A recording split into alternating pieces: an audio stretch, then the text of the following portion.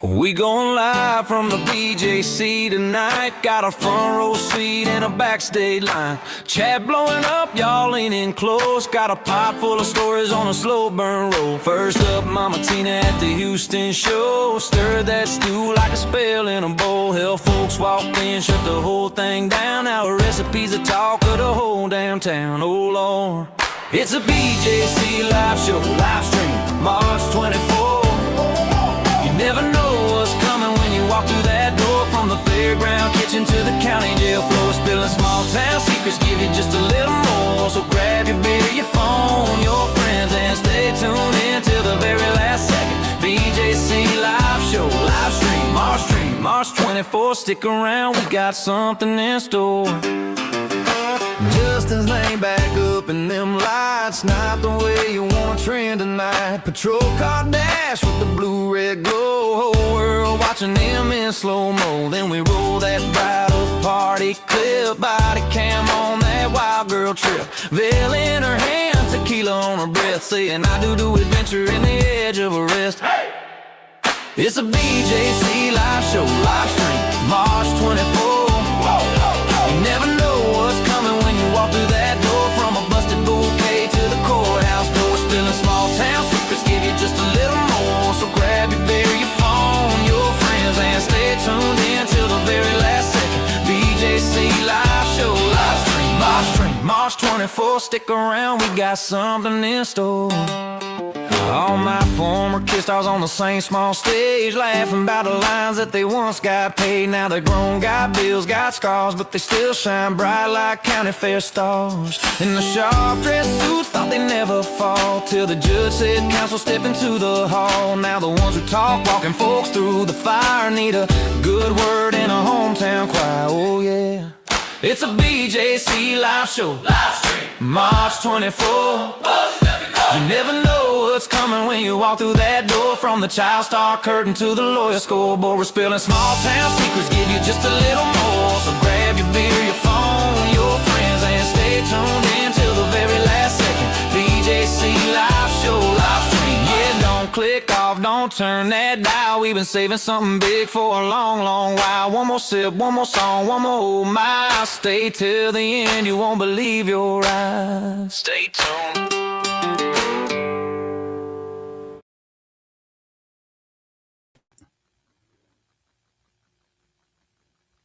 Hello, everybody. We are live. It is March 24th. How fun and cute was that intro video? I made it this morning with very extreme heavy help from AI.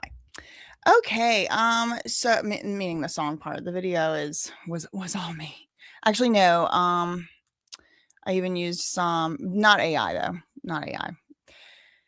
Anyway, okay, so what are we doing? Hi. Okay, so put a 1 in the chat if you just came over from the premiere. I'm a little scatterbrained. I have to be, I have to be starting to keep track of all these different channels and the different things they do on the channels, but it's a growing pain. It's a growing pain.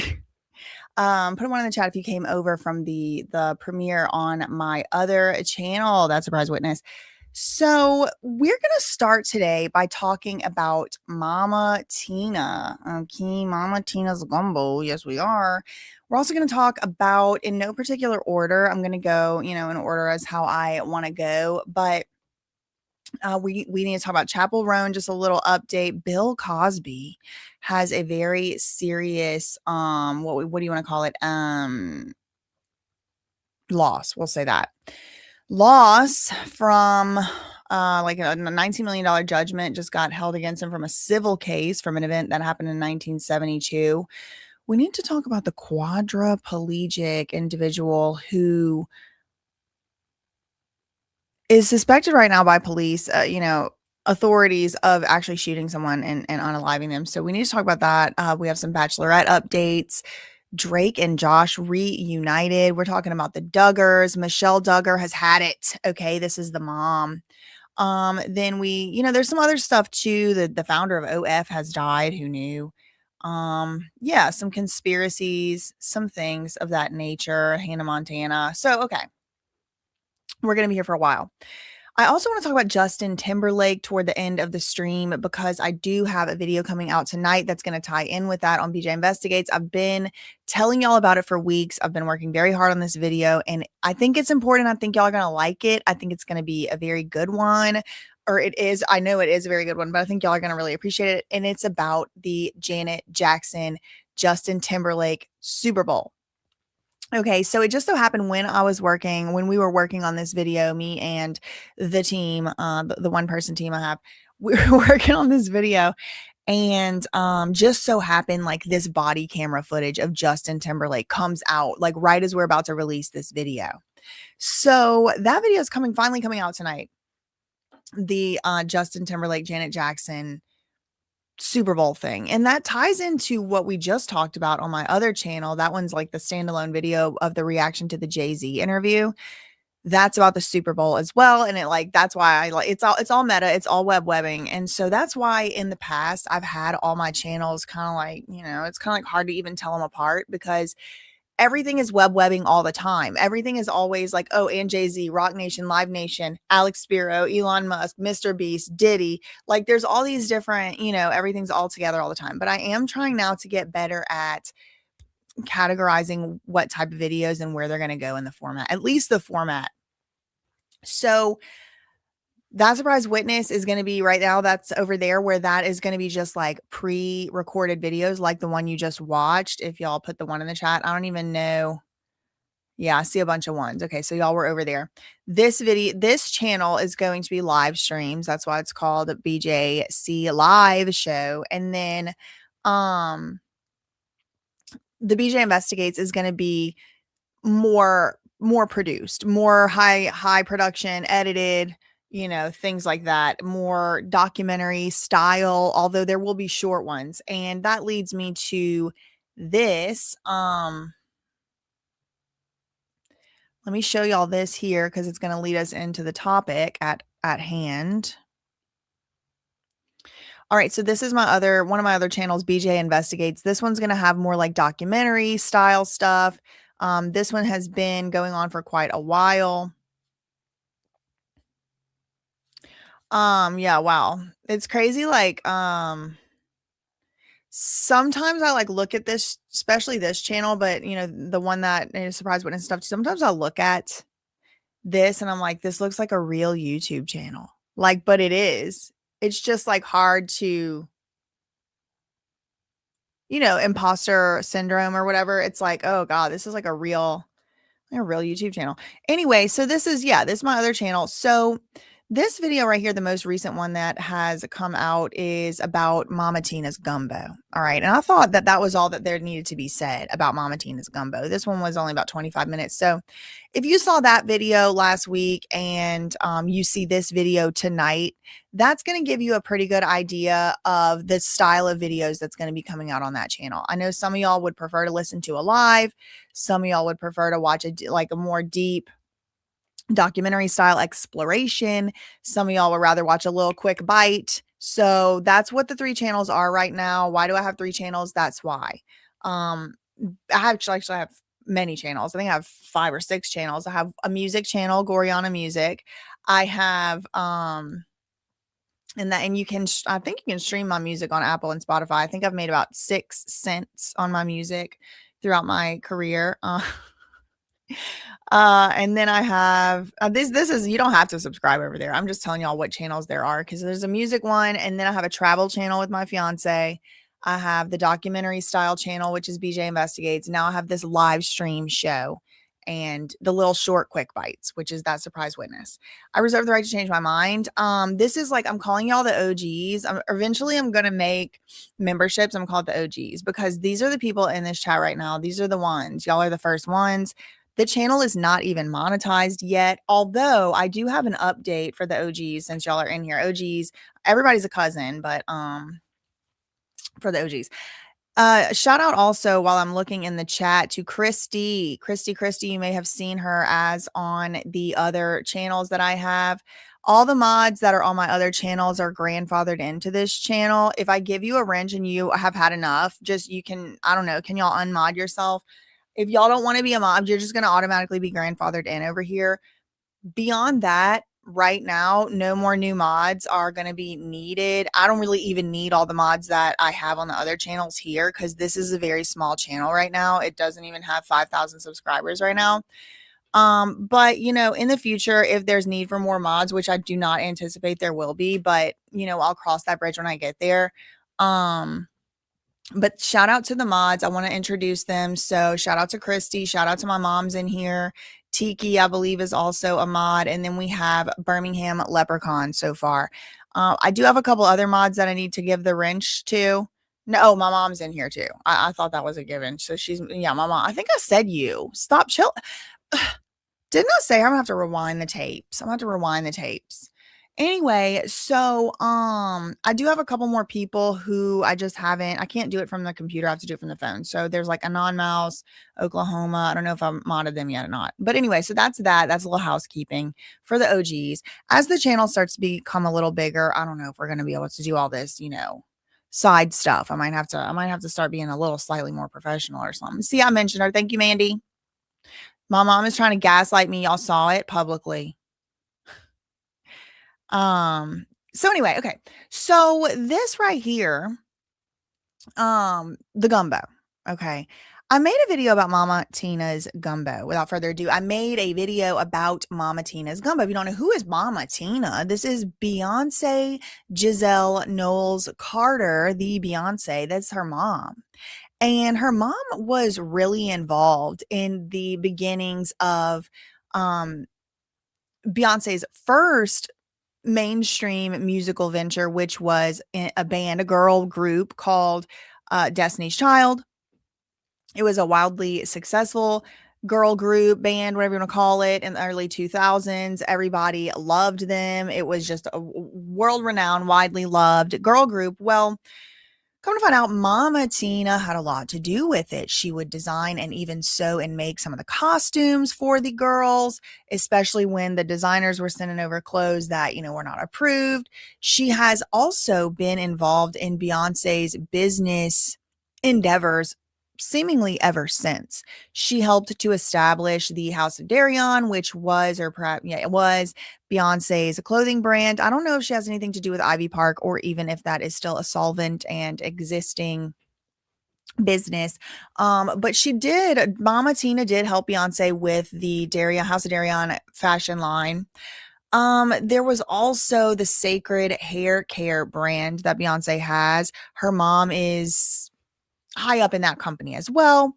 And so I don't know why this woman had the wild's hair to personally, in person, sell a concoction that she had labeled as, in my opinion, misleadingly, as gumbo. A concoction at the Houston Rodeo in person. She decided she was going to go sell in person. And she purportedly was going to be making this gumbo. Okay, so in this video that I already made about it, came out 3 days ago, I kind of just talked about that, right? Like, who is Mama Tina? And she's selling gumbo. And then I talked about, Then I talked about some of the fallout from the gumbo saga with Mama Tina. People instantly, before anybody ever tasted the gumbo, we were suspicious. Okay, some of us were suspicious. I was not ever at risk of tasting this gumbo. I don't even go over there by Houston. I wasn't going to be eating the gumbo. But when I saw the way that it was being presented, it just didn't appear to me to be, I'm not even going to say authentic. I'm not even going to say that. I'm going to say what I'm used to seeing as somebody who grew up in Louisiana. I'm about like a 10th generation Louisianian or something. Okay. And then before that, some of my ancestors were also in Texas. So shout out to the Texas cousins. And that's why I don't even want to say authentic, because I think there could be like authentic gumbo that's just not what I'm used to seeing. But what I saw, I didn't trust. Okay. I was just like, you know, when you go somewhere, you're like, you can't eat everybody's fill in the blank. Like, you can't eat everybody's cornbread. You know, you can't eat everybody's, you know, whatever they bring to the greens, whatever it is. And it's just kind of one of those, you can't eat everybody's gumbo. And I'm not eating that gumbo, but people were eating it. It was $25 or so a bowl. And it was like little, styrofoam bowls, whatever. And so people were suspicious before it came out, like before it really came on the scene. But then after the gumbo came on the scene, people were buying it, um, eating it, reviewing it. Some people were saying it was great. Some people were saying it was so good. But then some people were saying it was not good. Some people were saying it tasted okay. Some people just mixed reviews. It's too salty. It tastes fishy. It stinks. Oh, it's great. People are being unfair to Mama Tina. Just all the different things. Okay. And so then, of course, it is the it is the Knowles Carter family. So you can't really get through it without getting a witchcraft allegation or two. So of course, then people start speculating. It's a witchcraft gumbo. I'm kind of like, haha, it's a little bit funny even because not that witchcraft gumbo would be funny, but the speculation of it being witchcraft gumbo is kind of like y'all haters corny with that Illuminati mess. Like they're literally always being accused of being witches, warlocks, Illuminati, whatever. But like, part of the fun of making the video about the witchcraft allegations is because some of it just feels like kind of true. Some of it just feels like the theories are funny. There's something to it. I never really trust an individual who, when they're smiling, the corners of their mouth go down still. Like she's smiling for a picture, but her mouth is still pointing downward.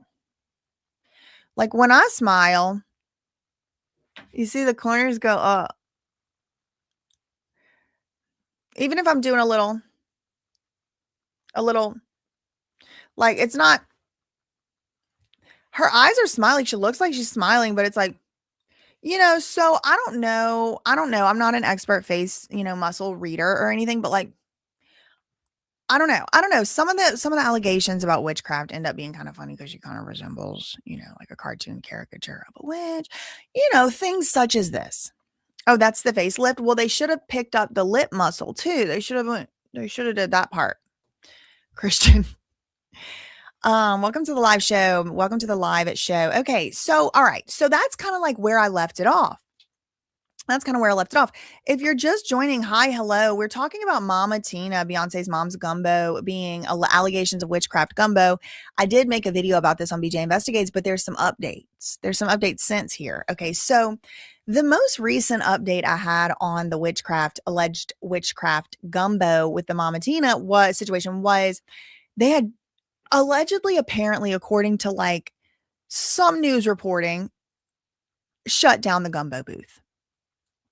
Now, there were a few different perspectives online. There were a few different people, saying different things. Some of the perspectives were coming from like Stan accounts and bot accounts. You never know what you could believe out here. You never know what's true, what's real. But somebody did say it was voodoo gumbo, Rhonda. I did see it called voodoo gumbo. Somebody had told me to keep being afraid of Creole. Y'all, please. You missed that's my cousins. What do you mean afraid? We have the same ancestors. That would like, please. I'm not afraid of Creole people. I'm just reporting on this concoction. Okay. I mean, that's my cousins. That's my literal cousins. So one thing I will say, especially when you start, why I keep doing that, especially when you start like dealing with people who are from literally South Louisiana, you can never judge a book by its color. Okay. You don't know who my papa is and you don't know who my mama is. Okay. And that goes for everybody down there. All right. So anyway, so she makes the gumbo. The most recent thing I talked about in my video on BJ Investigates, when I made my video about it, the most recent thing I talked about was the gumbo booth had been shut down, but it wasn't really clear and it wasn't really explicitly reported why it was shut down. But there did appear to be and from my algorithm, and everybody's algorithm's different. They like feed you stuff they think you want to see. So that doesn't mean anything just because it was in my algorithm, but that is what I'm just speaking from my own personal algorithm. I saw a little bit of a push to make it seem like Mama Tina was being unfairly targeted by specifically Nicki Minaj fans. And Mama Tina, had to shut her gumbo booth down because so many people were complaining about her gumbo booth. People started getting sick. And so many people were complaining about her Gumbo booth. This is kind of what the little, online narrative I saw a little bit of a push in my algorithm to make it seem like Mama Tina was being unfairly targeted. A bunch of Nicki Minaj fans had her Gumbo booth shut down, and she was open like one day later. And the whole reason they shut her down, this is like online rumors again, please. So the whole reason they allegedly shut her down, according to these online rumors that seemingly were kind of defending her, was like she did some clerical issues wrong. Like she was supposed to file for a certain permit for the fair, or the rodeo rather, and she didn't. Like, they kind of made it like a paperwork stuff. Like it wasn't anything, like she wasn't, it wasn't anything wrong she was really doing. It was more like technicalities and paperwork and permitting and stuff. And, like on the one hand, okay, fine, true. That's not as serious as like she, put her foot in it or whatever. But at the same time, the codes do exist for, it's food codes are food codes. So if you didn't follow the food codes, that's still, that's something. Well, breaking news as of yesterday, we have some specifics from a local news source why the booth was shut down. So we don't have to speculate if this news source is to be believed. Okay. So let me pull that section of my notes up. All right, so let's start here. This is just like a Twitter, tweet or whatever from March 18th. So today is Tuesday, March 24th. This is from, like almost a week ago. So this is like a local news reporter from around Houston. Just in, Houston Health Department confirms Mama Tina's Gumbo at the Houston Rodeo was temporarily shut down. The health department says the shutdown happened Monday and the Gumbo stand was able to reopen today. So when was March 18th? Let me just I think it was Wednesday. Hold on. Let me look at the calendar. March 18th was Wednesday. So 6 days ago. Okay. So it was shut down on Monday. It was closed all day Tuesday, and then it opened again on Wednesday. All right, cool. And then March 18th. In a statement, same guy, same news reporter, in a statement to KPRC2, rodeo officials call it clerical issues that had to be addressed. Okay, clerical issues. Look, it's right there in quotes from the news guy. Clerical issues made them have to close it down. Had to be addressed for Mama Tina's to reopen. We're awaiting more info.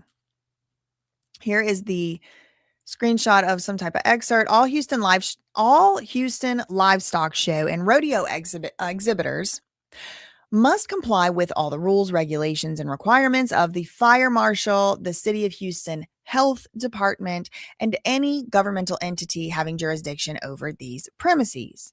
To our knowledge, Mama Tina's has been cooperative with the City of Houston Health Department and has worked closely with them to address the identified clerical issues. Mama Tina's has since reopened under the guidance of the health department. So here it does look like it's the health department that the issue is with, not the fire marshal, because it's like she has since reopened under the guidance of the Houston Health Department. Okay, fine. So that was on Wednesday last week, and people were like, y'all need to stop bullying this lady because it was just clerical issues.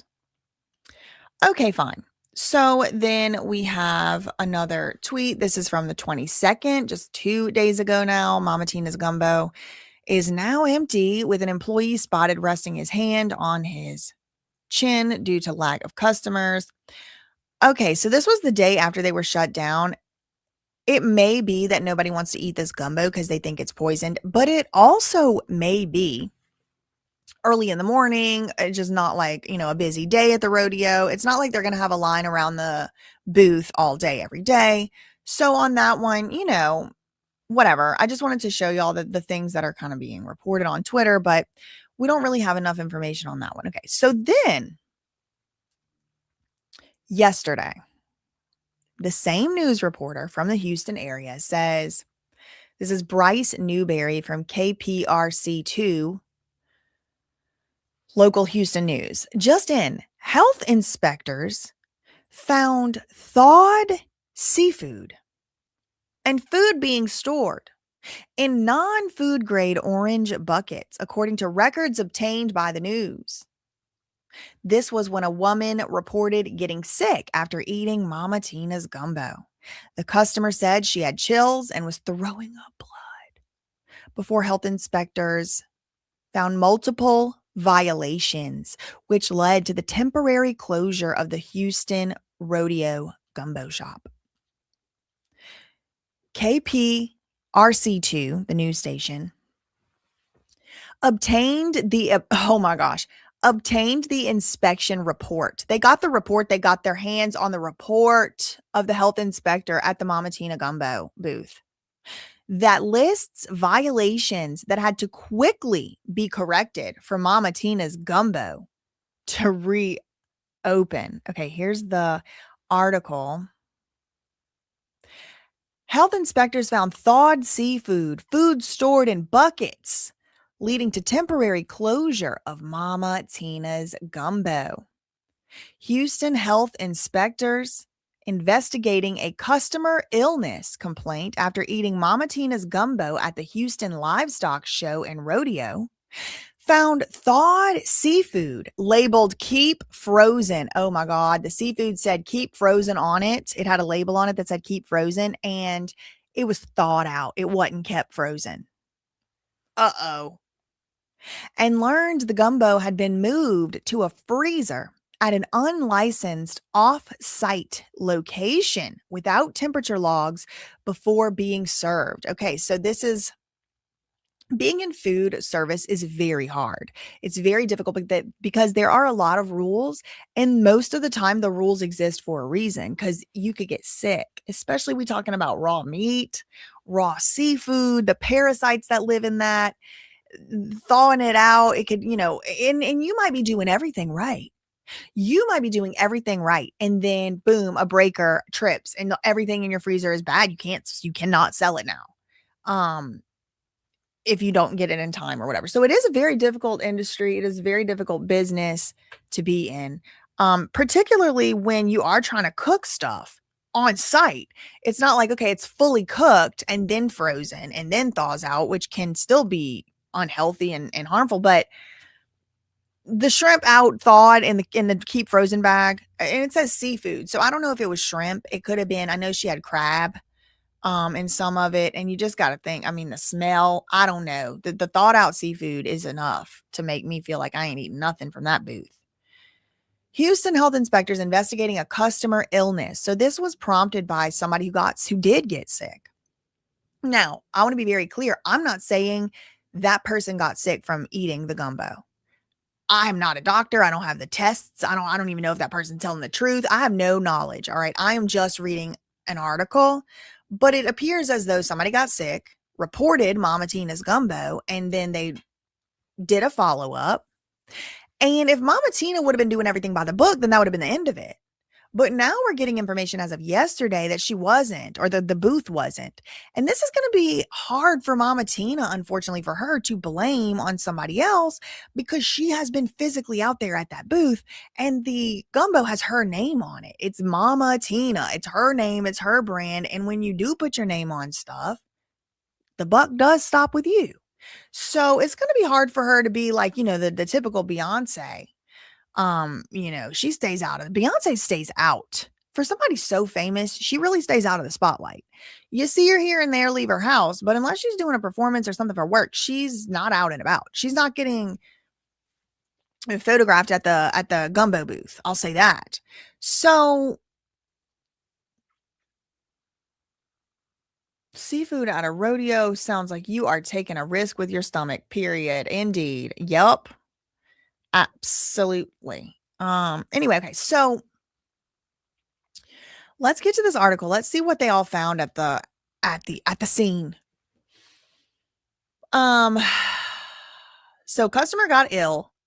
He did a customer illness complaint. And the rodeo found thawed seafood labeled keep frozen. That's the health department. Or the health inspector. The gumbo had also been moved to a freezer at an unlicensed off-site location. So the gumbo was supposed to be prepared there on site, I guess is what I'm putting together here. And it wasn't. It was actually stored off site in a freezer and then transported.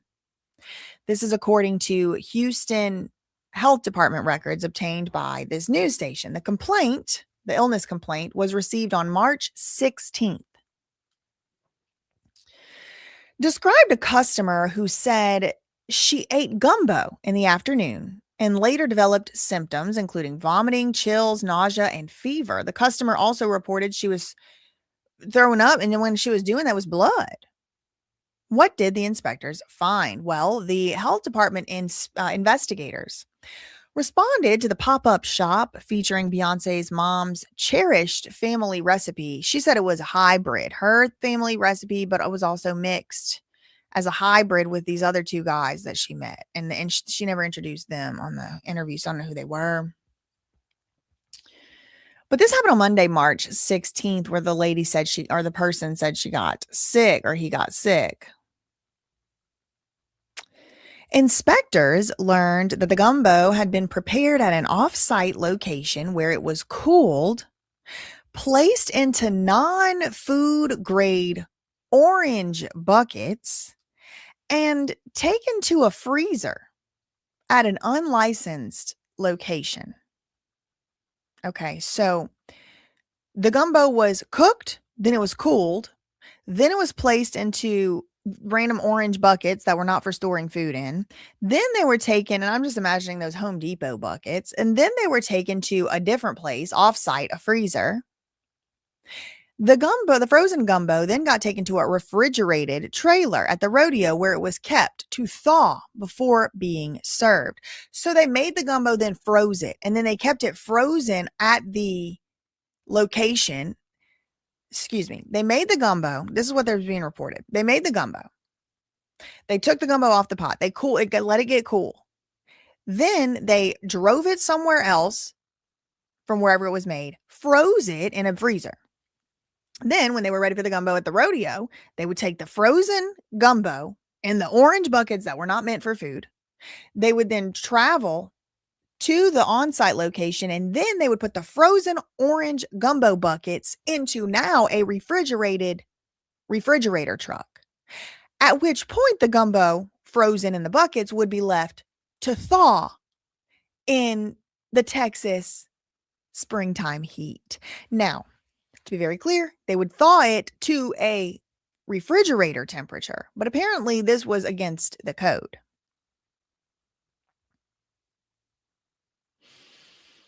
Operators of Mama Tina's didn't have any temperature logs showing the cooling or storing time. So they also didn't keep track of when did they transfer it, what's the date, what's the time. These are things that are very important when you're dealing with meat that's being frozen.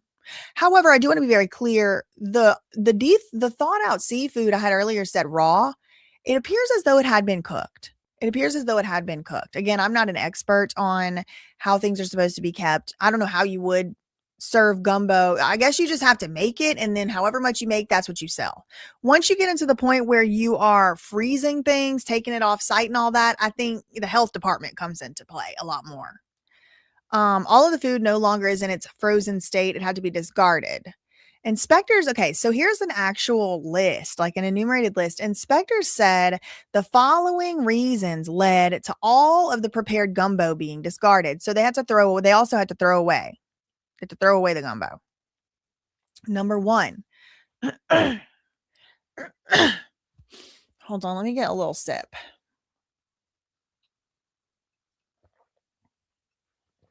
I think it's 6 different reasons. Yeah. For the following 6 reasons, Mama Tina's gumbo had to be thrown away. Number 1, food being stored inside non-food grade containers that may contaminate the food. Food can only be stored in certain health department approved types of containers. The orange buckets didn't cut it. Number 2 reason why the gumbo all had to be thrown out. Food being stored inside of an unpermitted facility and then transported for service from the unapproved source. So I want to know, where's the unpermitted facility? Is it somebody's house? Number 3 reason they had to throw away all of the Mama Tina gumbo that had been made. They had to shut down. Number 3, the food source used after the first day of the rodeo was not licensed on the approved permit application. Okay, so when she applied for her permit, you know what I'm remembering too? Astro World was in Houston, and they didn't do all the correct permit things either. I don't recall, or at least that was the allegation. I mean, I don't know. I wasn't there. Food source used after the first day. Okay, so the source of the food, where was she actually getting the food that she was cooking from? The source. Well, after the first day, the food source was not one that was listed on her permit application that had been approved. You have to actually say where you're going to store the food and stuff. She didn't tell them where, so it never got approved. Number 4 reason why the gumbo booth was shut down: no documentation showing proper cooling temperatures and times for the foods. Number 5, no date was marked. Them things could have been from BC 2000. We don't even know. Probably not. I'm being a little bit dramatic on that one. No date marking for food prepared before 24 hours before. So any food that was made before the last 24 hours had to be thrown out because they didn't date mark it. Nobody knows when that food was made. Number 6, frozen food was not kept frozen. So look, if this would have been 1 or 2 things, I think Mama Tina could have pretty much gotten by unscathed, like a, clueless old grandma who just doesn't know how to be in the food industry. But this is like an indictment, y'all. I mean, not a legal one. Everybody's innocent until proven guilty. These are not criminal charges. It's just a little health department, come get your stuff together type of situation. But I think it looks like way worse because there's like 6 things.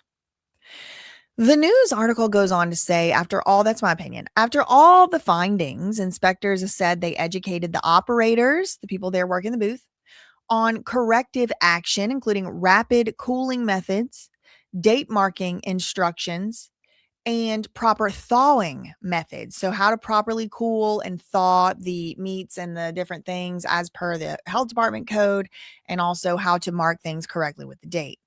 This is a quote: operators were very cooperative and asked questions about how to gain compliance with the department. Operators stated they will cease food preparation at an off-site facility, so they won't be making the gumbo off-site anymore.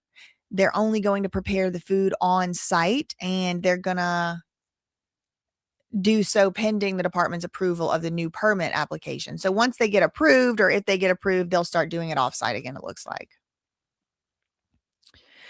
Cleared to reopen is the next section of the article. Inspectors returned on Tuesday, March 17th, so the very next day, to perform a pre-opening inspection. Now, I do remember this was kind of going viral a little bit at the time, like, oh, they're in there doing the inspection to see if she can open again.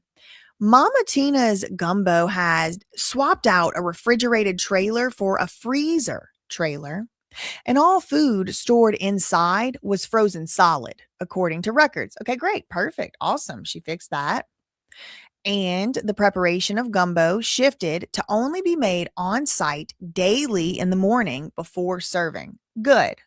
And thank God it doesn't actually take 16 to 18 hours to prepare the gumbo. That's not true. It takes about 4 hours to make a gumbo. Okay, maybe 2 to 6, depending on, how you do it and all. So Mama Tina's Gumbo is now being made on site daily every day, according to this news report. That's much better. That is going to be a lot less likely chance of people getting sick. The only issue now is going to be the ingredients themselves and the handling. Like if it's going to be raw shrimp, how is it getting there? Raw crab, raw chicken, whatever, how is it getting there, and then how is it being stored? I don't think the storage should be too much of a problem. They have a freezer truck now, so it does seem a lot less suspicious. Okay. However, I didn't know any of this was even going on. I'm just reading it from the news.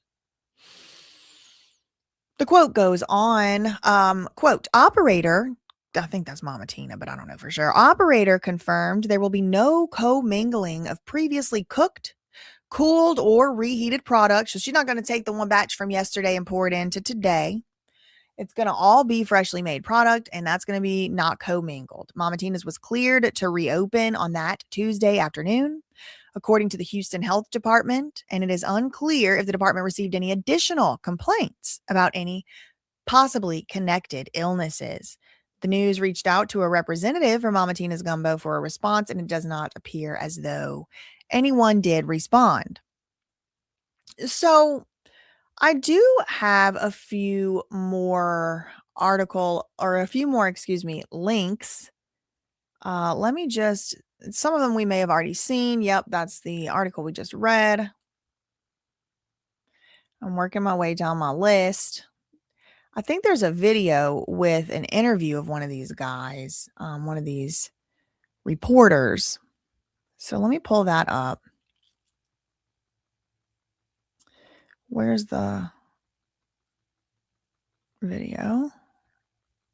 Thawed seafood labeled keep. Okay. I'm assuming this guy is about to say exactly everything we just read already, but it is a news reporter saying it, so I'm going to let him talk. Thawed seafood labeled keep frozen and gumbo that inspectors say was stored in a freezer at an unlicensed off-site location. That's what's in these records that we obtained about the temporary shutdown of Mama Tina's Gumbo at the Houston Rodeo. According to the complaint, the customer ate gumbo in the afternoon and later reported vomiting, chills, nausea, and fever. She even said she was throwing up blood. Health department records say inspectors learned the gumbo was cooled, put into buckets, then taken off-site to be frozen before coming back to the rodeo site to thaw for service without any documentation showing safe cooling and storage times. Inspectors also wrote they observed shrimp and crab labeled keep frozen that were no longer frozen. Okay, that's a detail. Let's read this here because this actually has a little excerpt from the health inspector report. Operators stated that chicken and sausage was received from Gordon's. Food was seasoned, smoked, cut, and simmered in gumbo mixer.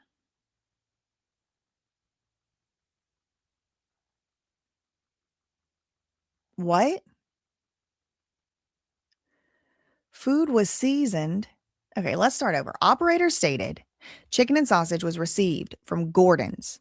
Food was seasoned, smoked, cut, and simmered in gumbo mixer. Operator then stated that food was placed in an ice bath and stirred to cool the food to 80 degrees Fahrenheit within 15 minutes. After the initial cooling process, it was placed in the refrigerator to finish cooling. After 5 hours, the gumbo was placed into buckets and taken to a freezer at an unlicensed location. They didn't tell us where. The frozen gumbo was delivered to the on-site refrigerator trailer where it was kept to thaw. The operator did not have any temperature logs for the cooling or storing time, so they don't know how long it was in there. And then this is the part they got their little red arrow going to. Inspector observed bags of frozen shrimp and crab with a label that stated keep frozen. Okay, so it wasn't just frozen food. It was frozen shrimp and crab, and it was bags of it. All the food was no longer in its frozen state and was all discarded. Photos attached. Show us the photos. Show us the photos. I'm going to look for the photos. Let's finish the video. That wasn't frozen had to be discarded. The records say operators were cooperative and inspectors returned March 17th for a pre-opening check. The report says they swapped from a refrigerator trailer to a freezer trailer. Food was frozen solid and gumbo would be made on site daily. We haven't been told if the health department received any other complaints of people feeling sick after eating the gumbo. Okay. I need to find the picture. I need to find a picture of Mama Tina. Okay, hold on. Mama Tina's Gumbo Health Department Inspection Report PDF. Let's try that.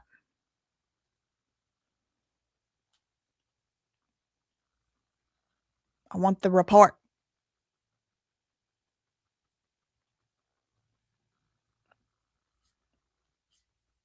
Why didn't they put out the full report?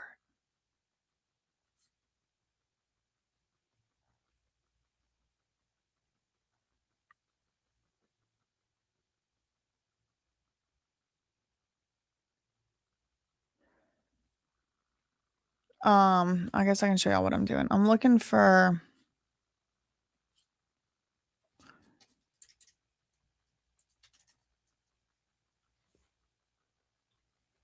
health inspectors. When's this from? Let's see. I'm looking for the report because there's pictures in it of like the shrimp.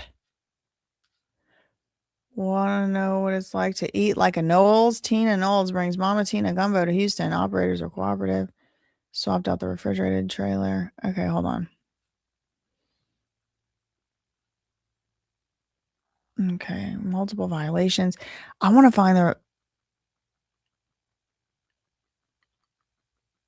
Oh, shoot. No, I don't want to ride the metro. No, thank you.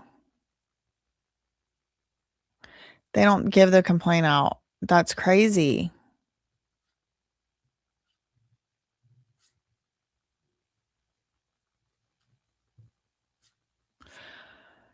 Well, if somebody somehow finds it, if somebody somehow finds the report, send it to my email, that surprisewitness@gmail.com, and I will pull it up here. Okay, so let me move on to the next link I actually do have, which is, okay, we just watched the video. We already saw the written list. And, you know, the jokes are rolling in. Okay, the jokes are rolling in. Here is one such joke. Bray the Barbie. Again, y'all, there's a very strong undercurrent of like Nicki Minaj versus Nicki Minaj and the Barbs versus everybody. But Bray the Barbie said she was selling gumbo out of orange buckets and then put those Home Depot. Woo woo for the Home Depot bucket. Anyway, it wouldn't surprise me if it is the Home Depot buckets, but you do have to have like food safe storage. Now fans are speculating that Mama Tina's PR team is not done. They are still out in full force. And here's some such speculation along with evidence for it. True says LMFAO, they're really suppressing news articles about Mama Tina's Gumbo shutdown on Google. On the right is the screen recording of Google. And on the left is a screen recording of a different browser. This is also an example of why you should use different search engines. Okay, let's look at this is the different browser. Okay, this is the different browser. This one's called DuckDuckGo. Complaint leading to shutdown of the booth. This was posted this morning at about 6:30. So as you can see, there's multiple results. Hold on. Oh, Beyonce's mom. Oh, maybe DuckDuckGo has the... Let me try that out right now. I keep doing that. I'm trying to get used to this new layout. Let me try that out right now. Let me go to a different browser. Maybe I can find the PDF with the pictures there.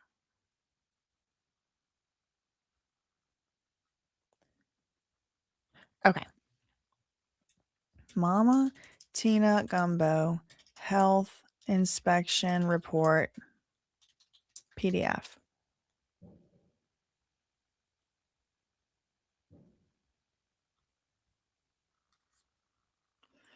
Okay, this was the first thing that came up.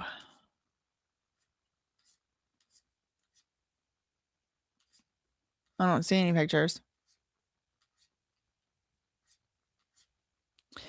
Is there like a pictures, like a way to search for images? Let me try that.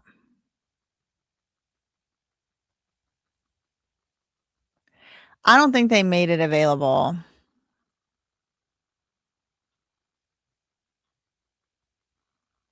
I don't think they made it available. I think the news, I think they gatekeeping. Okay, well, they got it. Somehow they got their hands on it. As far as this goes right here, I do see what this person is talking about to some extent. The browsers do show different things. However, on Google, it does show, you know, a lot of stuff that does say it was shut down. People claim they got food poisoning, you know, so it may just be chalking it up. You could maybe just chalk it up to like the two browsers just have different stuff. It does show like the thing got shut down on Google. Just trying to be fair. Hold on.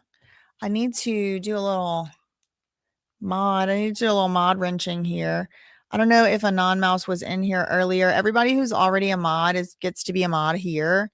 If you don't want to be a mod here, then you can, I think, just relinquish the wrench or send me an email and I'll take it back. But I'm just going to automatically, y'all are grandfathered in, and, you know, do as much or as little work as you want. You don't have to do modding if you don't want to. Okay.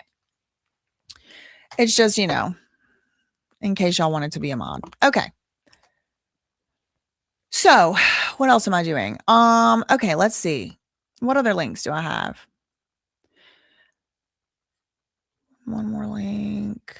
Okay, so also another piece of evidence, in my opinion, that the media isn't really blacklisting this topic is this right here. TMZ has tweeted about it and made a whole article about it. TMZ is writing about it. So, I mean, at least the tabloids are picking it up. It isn't like it's being completely radio silent out here. This, let's just read it because it came out today. About 7:30 a.m. Eastern. Tina Knowles' rodeo gumbo truck. I don't know, is it a truck or a stall? It looks more like it's attached to the ground. So look, take it with a grain of salt. It is TMZ. Reportedly closed after customer, you know what, blood. Okay, this is a terrible picture of her. They really did her dirty with that picture. We're learning, hold on. We're learning an unsettling reason why Tina Knowles' Texas pop-up eatery was shut down at the Houston Rodeo last week. Apparently, a customer complained that they vomited blood after eating the gumbo, leading to health inspectors to find the pop-up operators grossly mishandled seafood. We told you about it. Beyonce's mom's establishment, Mama Tina's Gumbo, was closed on March 16th due to a complaint investigation. And now the local news is reporting they obtained Houston Health Department records that say a customer complained they got wildly ill after eating the establishment's gumbo. The customer claimed that in addition to throwing up blood, they experienced chills, nausea, and fever. The Department of Health found the gumbo was cooked off-site, cooled down, stuffed into a non-food grade orange bucket, and then hauled off to a freezer at an unlicensed spot, according to the health department report obtained by the news. The food was then reportedly transported to a refrigerated trailer and thawed out again before being served. The report also says Mama Tina's did not keep temperature logs showing cooling or storing, and the inspector observed bags of frozen shrimp and crab with a label that stated "keep frozen." Additionally, the department reported the food source used after the first day of the rodeo was not listed as on the approved permit application, and that food prepared more than 24 hours prior was not dated at all. Luckily, this was a pretty easy fix. The department says the pop-ups operators were cooperative and inspectors educated them on rapid cooling and thawing methods and date marking instructions. This is all nothing new here. We've read all of this already in different ways, different places. Operators reportedly agreed to no longer prepare the food off-site, and they switched to a freezer trailer from a refrigerated one. The closure of the restaurant was a minimal blip for Mama Tina's Gumbo, who was cleared to open the next day. They were scheduled to serve at the Houston Livestock Show and Rodeo through March 22nd, which has now passed, and the rodeo is over.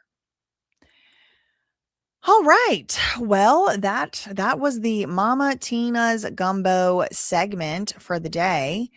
I did talk about a couple items yesterday that I want to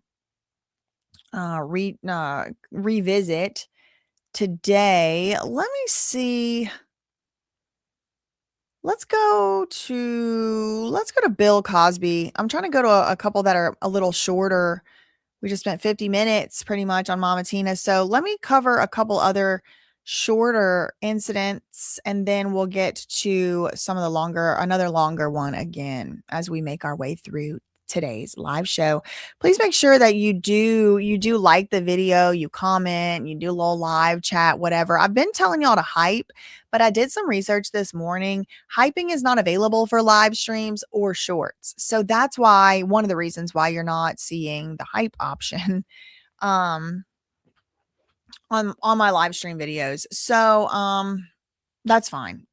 You hype the other videos, but since you can't hype, if y'all could just, do the other stuff, subscribing and liking and all of that. I'm trying to become monetized over here so I can pay my bills. That's pretty much always the option that I'm going for. Okay, so this is not the link I wanted. Hold on.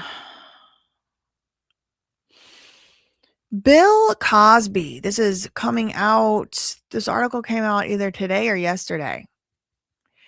Bill Cosby loses assault lawsuit and faces a $59 million judgment. 59. I saw it reported as 19. 59? A California jury has found that Bill Cosby had abused Donna Motzinger in 1972 after inviting her to attend one of his comedy shows. Oh boy. Bill Cosby was accused in the civil suit of assault in 1972 when he was a celebrated entertainer and she was a waitress in a restaurant he visited. A civil jury in California on Monday, so this article came out yesterday. A civil jury in California on Monday found that Bill Cosby had given substances to and assaulted a woman, a former waitress at Sausalito restaurant, after escorting her to one of his comedy shows in 1972. The jury awarded her $59.25. Wow, this is a lot of money. There must have been some pretty serious evidence for a case that old and a jury, because you know how juries are. They're not always siding with the people claiming to be victims. I'll tell you that. And when they do, they not giving $59 million. And yeah, he's rich, but like at this point, he's like old and pathetic and pitiful looking. Like I bet you there was some evidence. $59 million. That is a lot of money. The jury awarded her $59 million in damages, a judgment that comes as Bill Cosby, by his own account, has run into financial difficulties. But an expert witness her lawyers called to the stand before the jury's final decision estimated that Mr. Cosby was worth about $128 million. Whoa. So her own side was saying that he's worth $128 million and a jury still gave her 59 of it. Wow. That's like you have $128 and you got to give away 59. I'm telling you, there had to be something crazy coming out of this trial. The decision on the third day of deliberations further tarnished the reputation of Bill Cosby, whose standing as one of America's most beloved entertainers dissolved as dozens of women have come forward in recent years to accuse him of misconduct. The jury award came in two separate decisions, okay? It first awarded Miss Motzinger $19 million to compensate her for her pain and suffering. Whoa, golly. Then they gave her $40 more million in punitive damages. Bill Cosby's lawyer, Jennifer Bonjean, had argued strongly against the $40 million punitive damages award, asserting that Bill Cosby, who has denied assaulting anyone, was not a threat and not as wealthy as that expert had tried to say He apparently allegedly was. This is not about providing deterrence, Bill Cosby's lawyer said. A blind 88-year-old man can't leave his house. How would you deter him from what? He's not going to do it again. He's blind. She said, I thought he was in jail. Mr. Cosby planned on appealing the verdict and was considering challenging the size of the award. Mr. Cosby's only criminal conviction for assault was overturned. Okay, so he was let out of jail. Overturned for procedural reasons in 2021 after he had served 3 years of a 3 to 10-year sentence at a maximum security prison outside Philadelphia. In the lawsuit against him, this is a civil lawsuit, though. This is not criminal. The one we're talking about right now with the $59 million, that is not a criminal case. That is a case that somebody sued him, a private individual. Motzinger is her last name. In her lawsuit brought in Los Angeles, she described how Bill Cosby had attacked her when they were both in their 30s, giving her wine and a pill that had left her incapacitated. Bill Cosby did not testify at the trial, and the jury sided with the victim's account. Bill Cosby's lawyer said she was disappointed with the decision, and then she added, "But we believe we have a strong appeal, and we will pursue that."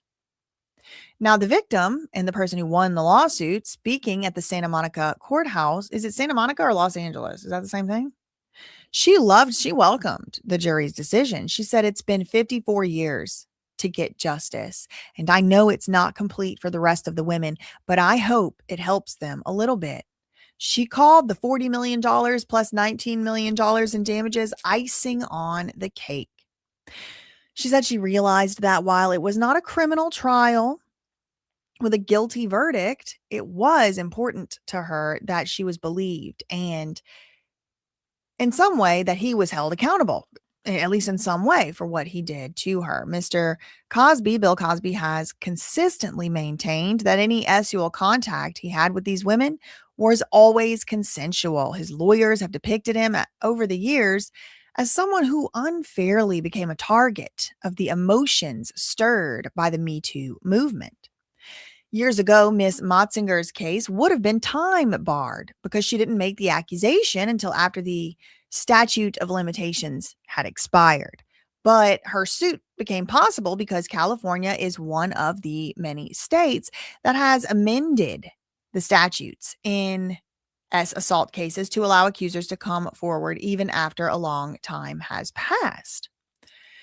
Several of Bill Cosby's accusers, fearing they had been denied their day in court, played a part in the movement that led to these legal reforms. More than a dozen have filed suits in states including Nevada and New York.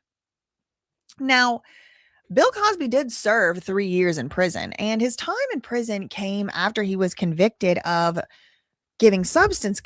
criminally of giving substances to and as assaulting a woman by the name of Andrea Constand.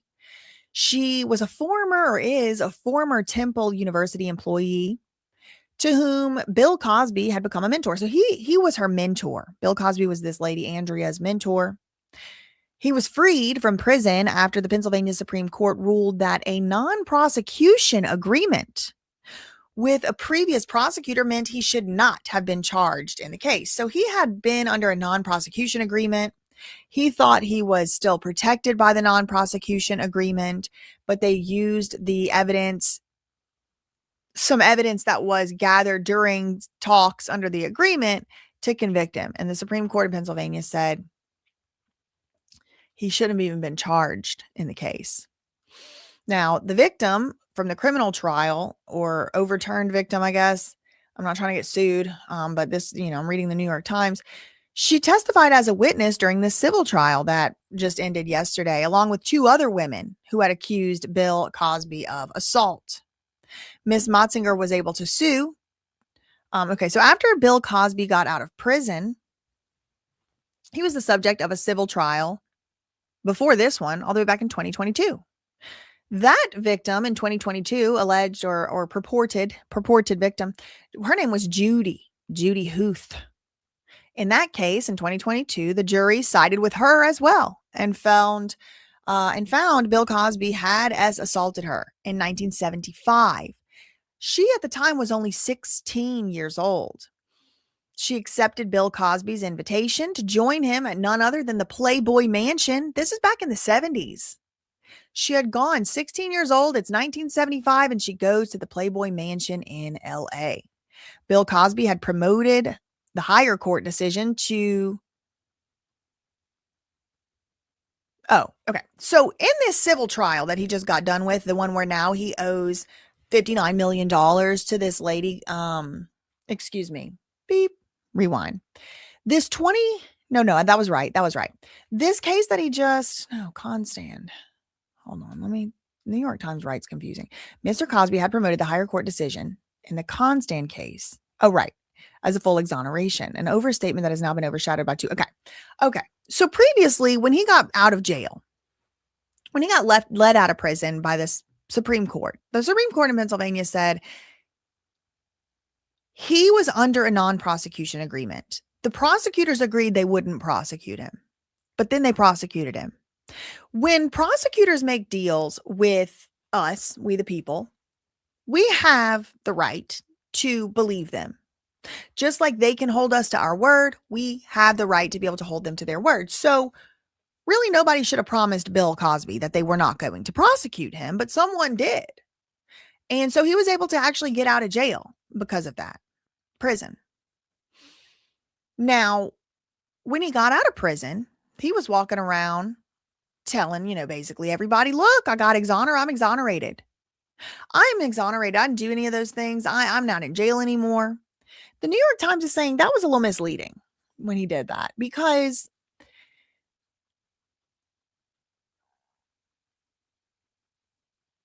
it was an overstatement. And not only that, now all of that getting let out of jail and all that, it's kind of been overshadowed a little bit because now there's been 2 lawsuit legal cases in the civil court where he's been found liable. Bill Cosby has been found liable in the civil court. So anything about getting let out, okay, yeah, maybe you don't have to be in jail or prison, but like the juries are still finding that you did horrible things and awarding millions of dollars. He has now been reinforced to have an image of somebody as a person who wielded his celebrity to take advantage of women. Since he left prison, Bill Cosby has largely stayed out of the public eye. Yeah, I thought he was still in prison. I didn't even remember that he had gotten let out. But now that I'm reading this, I do remember there being something about a prosecution and non-prosecution agreement and stuff like that. Agreement not to prosecute, whatever the case may be. But he's pretty much been out of the public eye. During a deposition in this civil case last fall, he described the financial downturn he had experienced because of the fact that he was unable to get work. He used to be able to get this high profile work. His comedy star was The Cosby Show. That became a major television success. This is a quote from his deposition. Due to the allegations, whether they be newspaper, radio, television, magazines, or just plain internet, I have not worked in about 10 years or more, he said in the deposition. He went on, quote, that means I have not earned a cent through being an entertainer, a writer, a television performer, except in reruns. And my net worth has gone down like a submarine with no motor. He has faced foreclosure on 2 New York properties and sold one of them, a Manhattan townhouse that he sold last year for $28 million. Well, that'll be about half of what you owe this lady.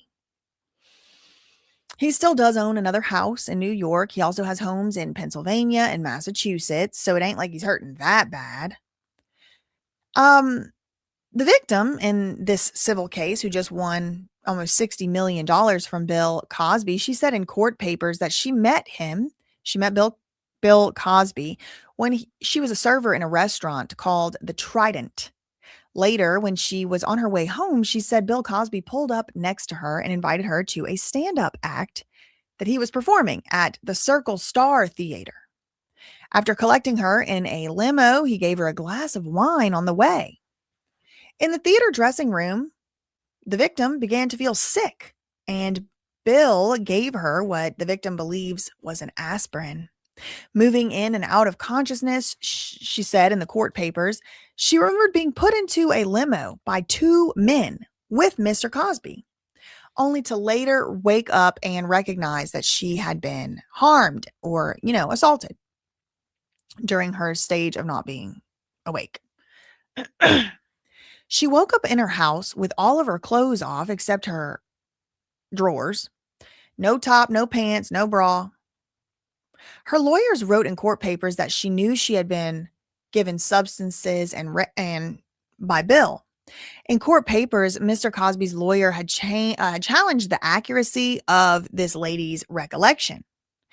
Bill Cosby's lawyer argued that this victim's claims were time barred and based on nothing more than speculation and conjecture, leaving no triable issues of material fact. But Bill Cosby has acknowledged decades of philandering. This is like, fooling around, playboying. And he has acknowledged that he gave quaaludes to women as part of an effort to have relations with them. But he said the women all willingly took the quaaludes. In this case, he said in the deposition that he recalled being in a limo with the victim and he remembered wanting to have relations with her, but he couldn't remember whether they had done it or not. I can't remember if I did it or not, he said in the deposition. And this was 54 years ago. So I actually don't necessarily know if he's necessarily lying. It was a long time ago. But that doesn't mean she doesn't remember though, as it goes. Jesse Creed, one of the lawyers for the victim in this case, credited the outcome of the case to the credibility of this witness and to the reforms to the statute of limitations in California that allowed the case against Bill Cosby to go forward. We started working on this case in 2023, the lawyer said, when the California legislature revived the debt that Bill Cosby owed to Miss Motzinger. Well.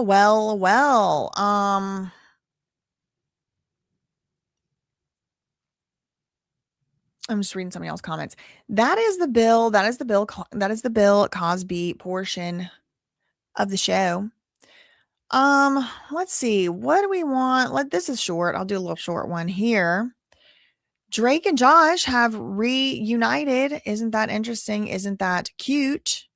I don't know what the occasion was, but these two, they were in a kids show that we all watched together. They were not that we watched it together. They were in the show together. And they had a bit of a falling out, and Drake, the guy on the right, he was accused of doing some things untoward to a minor, but then it came out he also was abused as a child on the sets of the movies and things, and the sets of the shows and things. So yeah, just a little nostalgia moment for y'all there. Nature is healing. Jace. Nature is healing. Drake and Josh are back together. There's Chinese live streamer training camps. I don't know if I want to react to that right now. Let's go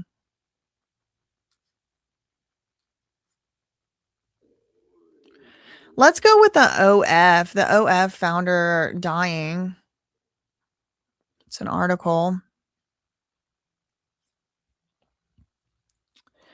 This is an exclusive from New York Post, and it's to me, I wanted to talk about this because, golly, how many ads can you put?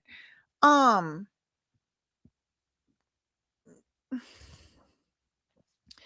reason I wanted to talk about this particular topic is because OF is a ubiquitous website. I mean, it permeates everything. It's like 1 out of every 10 girls between the ages of 18 and 25 is on OF. I saw somewhere the other day. It's a lot. It's a lot. People are becoming addicted. People are having to go to rehab for pornography addiction.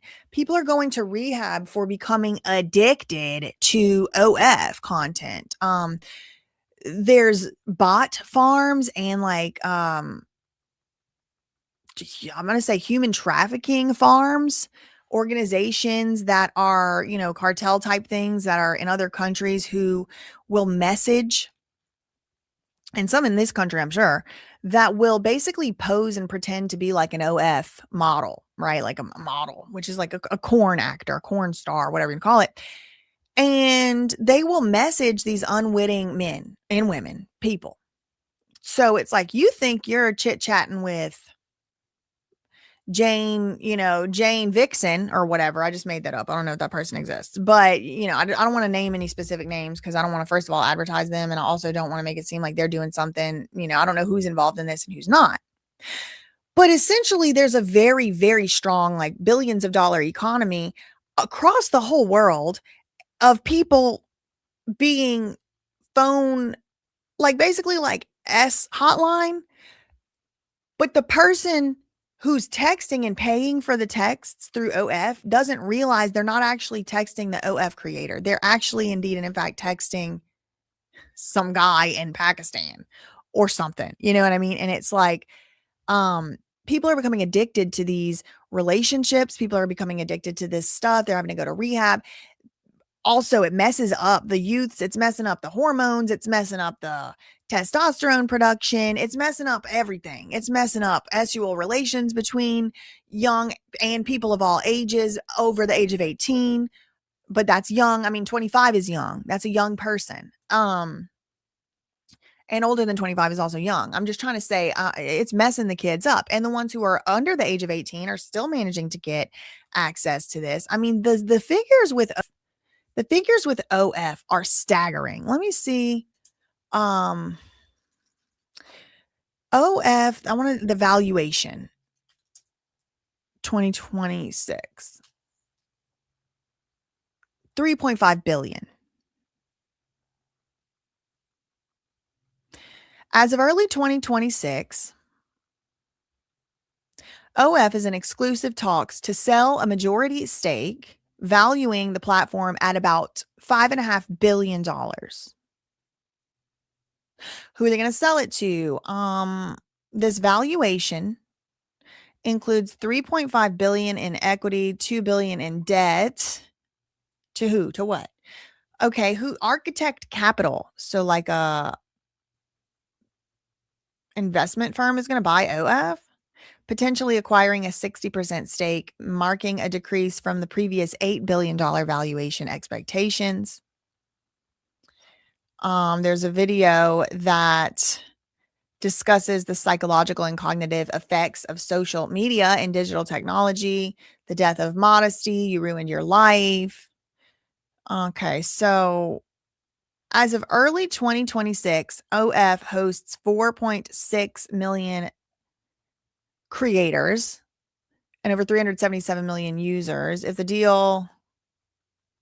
So look, the deal, if closed, would transfer control from this guy, Leonid Radvinsky. He had owned the platform since 2018 to a new investor group. Well, guess what? Leonid is now dead. He's died. He's gone. He was such a secretive recluse that he was dead from cancer for days before the news ever became public yesterday. Insiders knew that he had been dealing with health issues for some time, and while his passing is tragic, he left behind a company that was fully prepared and resilient. Why does creators put a 2 in the chat? If you watched my Bonnie Blue, Lily Phillips, or Bree Stern video, why does Creators Inc. keep coming up? Creators Inc. Ryan Paul now.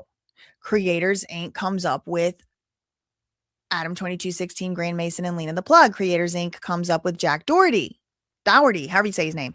Creators Inc. is now coming up, like they're making comments here. Creators Inc. had Harvey Levin. Creators Inc. had Harvey Levin do some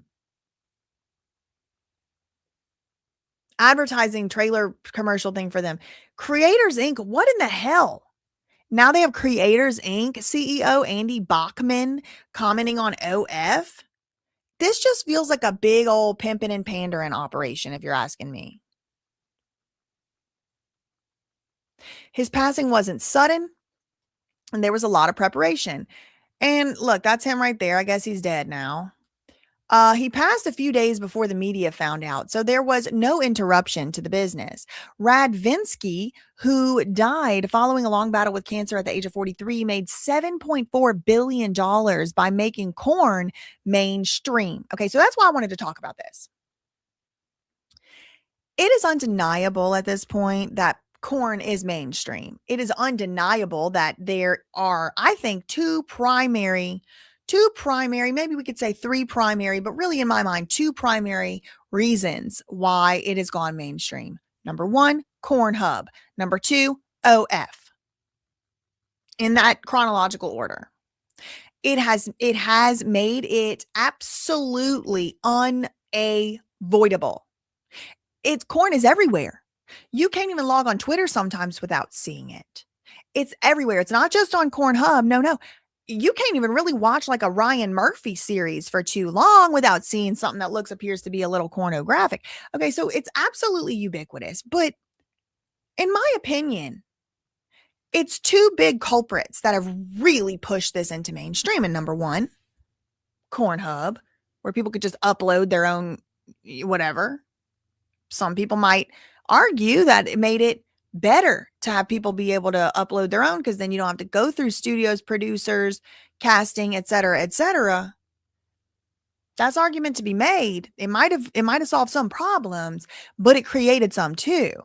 And one of the problems it created is that any of y'all's kids, whether they're 5 years old, 6, 7, 8, 10, can now log right on in and pick your phone up. Forget about age verification. They could pick up your phone. They could pick up anybody's phone and just look it up. Cornhub. And the second one is OF. You have all these, people who would previously be of the type, and I'm talking about all races in a certain class, who would be like, no, you know what? I'll do, a topless photo. I'll do a bar girl. I'll do this, that, but I'm not going to do corn. My family will disown me. Like, people from these classes of people started to do it because it's OF, and it's like, I'm in charge. It's private. No, it's not private. Anybody can upload it anywhere. Most of these people are not actually even making money. So it's all over the place. It's pushed everywhere. It's completely infested our culture. And it's the same types of people that do keep pushing it, if you will notice. But anyway, that's neither here nor there. But these people push this crap all into our face. They make it mainstream. They ruin our children. They ruin our society. They ruin our country. And then they can just go ahead and live a peaceful life. Nobody even knows if they're dead or alive. How is that fair? Somebody needs to explain to me how that's fair. How he was so involved in the culture through this despicable and deplorable company, which also, when it first started, whenever OF first started, there was like an MLM model of it, where if you would sign up somebody up under you, you would get a percentage of what they made. So the pimping and the pandering model was literally built into the site. I think they did have to eventually take that down. That business model, how they were doing it. But I mean, there were like legitimate, just human trafficking. I mean, that was going on. Think about it, like really in a full picture way. These people have managers. Let's say let's say Jane Vixen. I just made that name up. I don't know if there really is one named that. I just made it up. Okay. Jane as Jane Doe, but like Vixen, we'll say. Because if Jane Vixen, she wants to be an OF. She turns 18 years old. She gets a manager. Okay, great. Cool. Now she has a manager. The manager says, all you have to do is come in, shoot these scenes all weekend. We're going to do weekend scenes. We're going to do a bunch of scenes. You're going to do stuff with a bunch of different people. And then we're going to have our content. Then we'll be able to sell that same content to a bunch of stupid idiots across the world who think you're custom making it for them. And then from now on, if you want to do anything, if people offer you something custom, you can come in and do it or not. Now, think about also the fact that the manager now has the logins, has the credit, basically controls the account. On top of the fact that whoever signed that person up at a certain time is also getting a percentage of what's going on in that account. Also, The person is even further removed from her own account. I'm saying her, but I'm sure this happens to guys too. The person is further removed from her own 18-year-old account because she's 18 years old. And I'm just, just saying, like, let's walk through a real scenario here, because she's not even responding or replying to the messages. Someone else is doing that. And this is happening at scale. Then you can have people like Bonnie Blue and Lily Phillips do photo shoots with also very, very young people, whether they be girls, boys, whatever. And they kind of lure them in. Oh, just come for a photo shoot. You don't have to be in it. Then when they show up, they're like, oh, what the hell? I guess I'll be in it. It's a grooming and a coaxing the entire way. It's sinister, in my opinion. And this guy is like, wanting to make it mainstream, and now they're selling it to a private equity company. Maybe. How is that fair? How is that something we're allowing to happen? How do we stop it from happening, even if we wanted to? Because now the guy who made it mainstream, he supposedly is dead and gone, which I wouldn't be surprised if he didn't get a nose job and just move somewhere else to Argentina or something. How the hell will any of us putzes ever know? You know what I mean? So I don't know if the guy's dead or not, but like, let's say he is. The monster he created outlived him, and it's now about to be going to the highest bidder.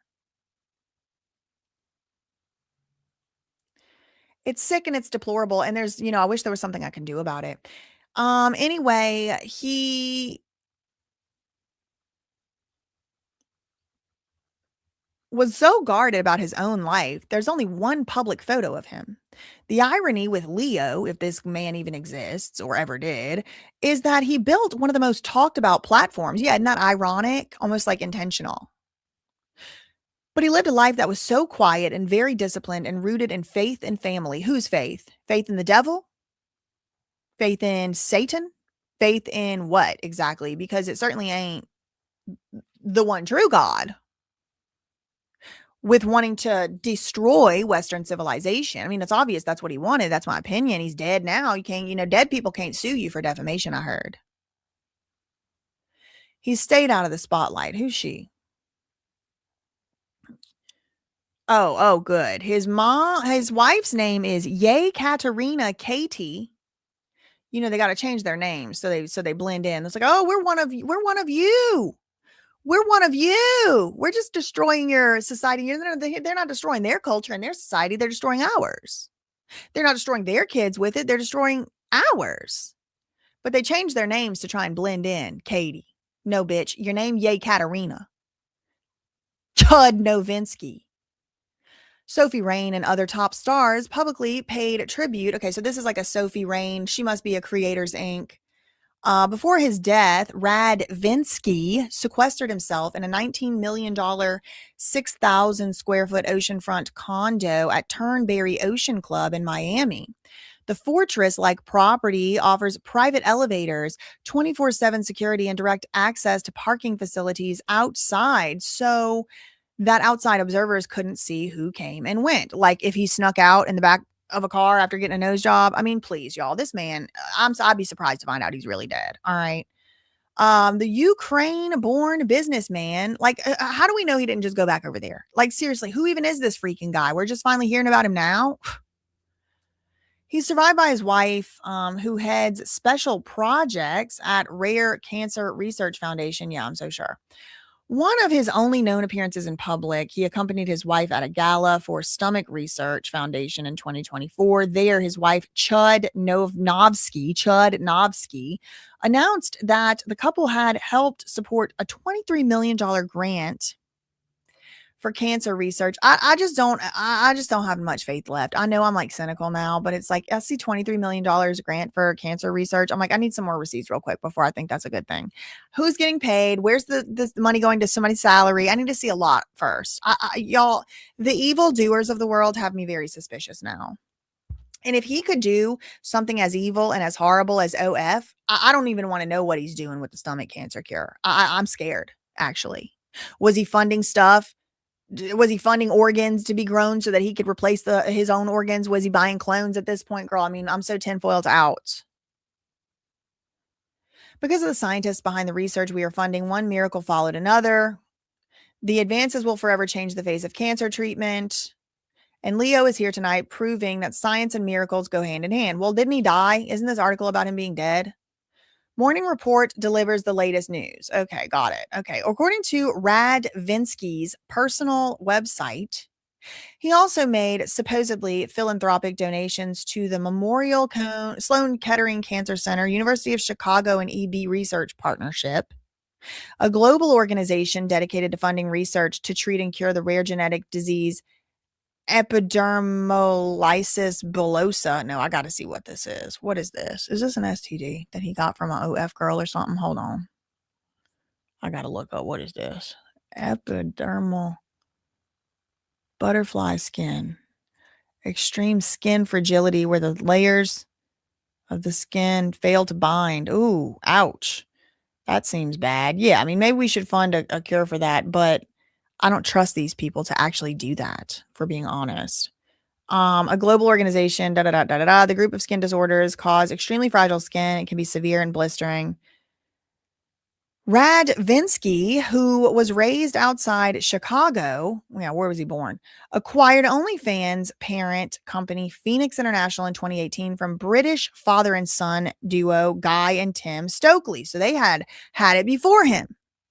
They founded the platform, these British weirdos. Who are they? I want to see them because they are a cancer upon society as well, and they deserve their flowers too. Sick. Yuck.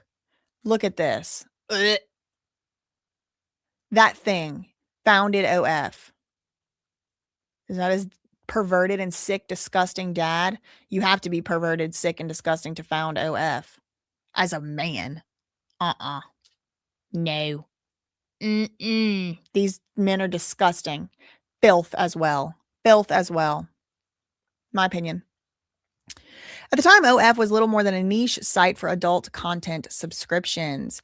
He transformed the corn industry by offering adult content creators a platform. Look how sweet. What a philanthropist.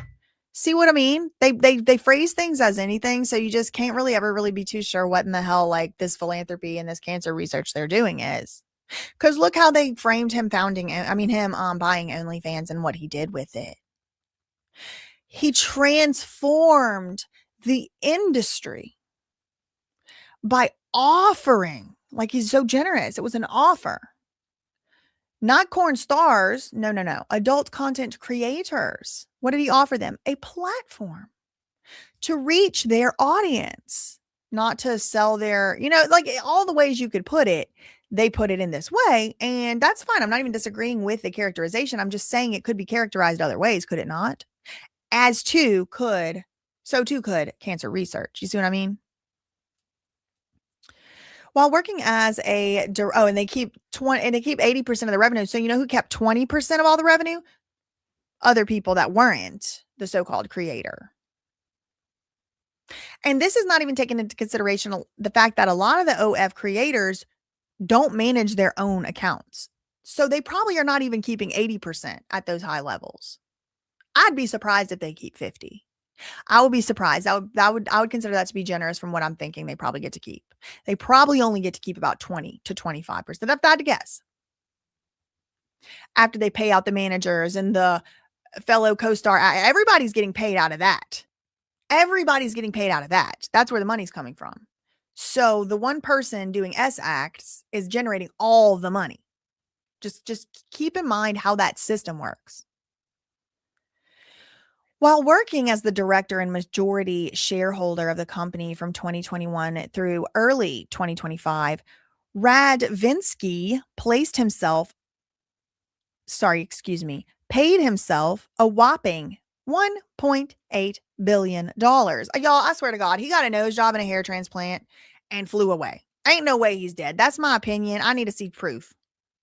He paid himself a whopping almost $2 billion in dividends from this company off the backs of mostly young, vulnerable women. Let's call it what it is.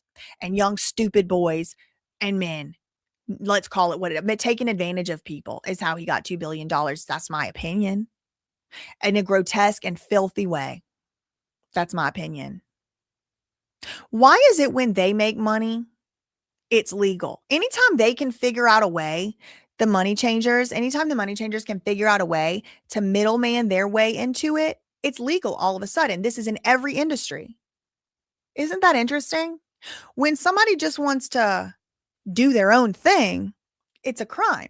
But when the money changers make a website for it and call it something else, then all of a sudden they're allowed to make money off of it. And then you maybe can get some scraps after they're done. For example, Big Pharma.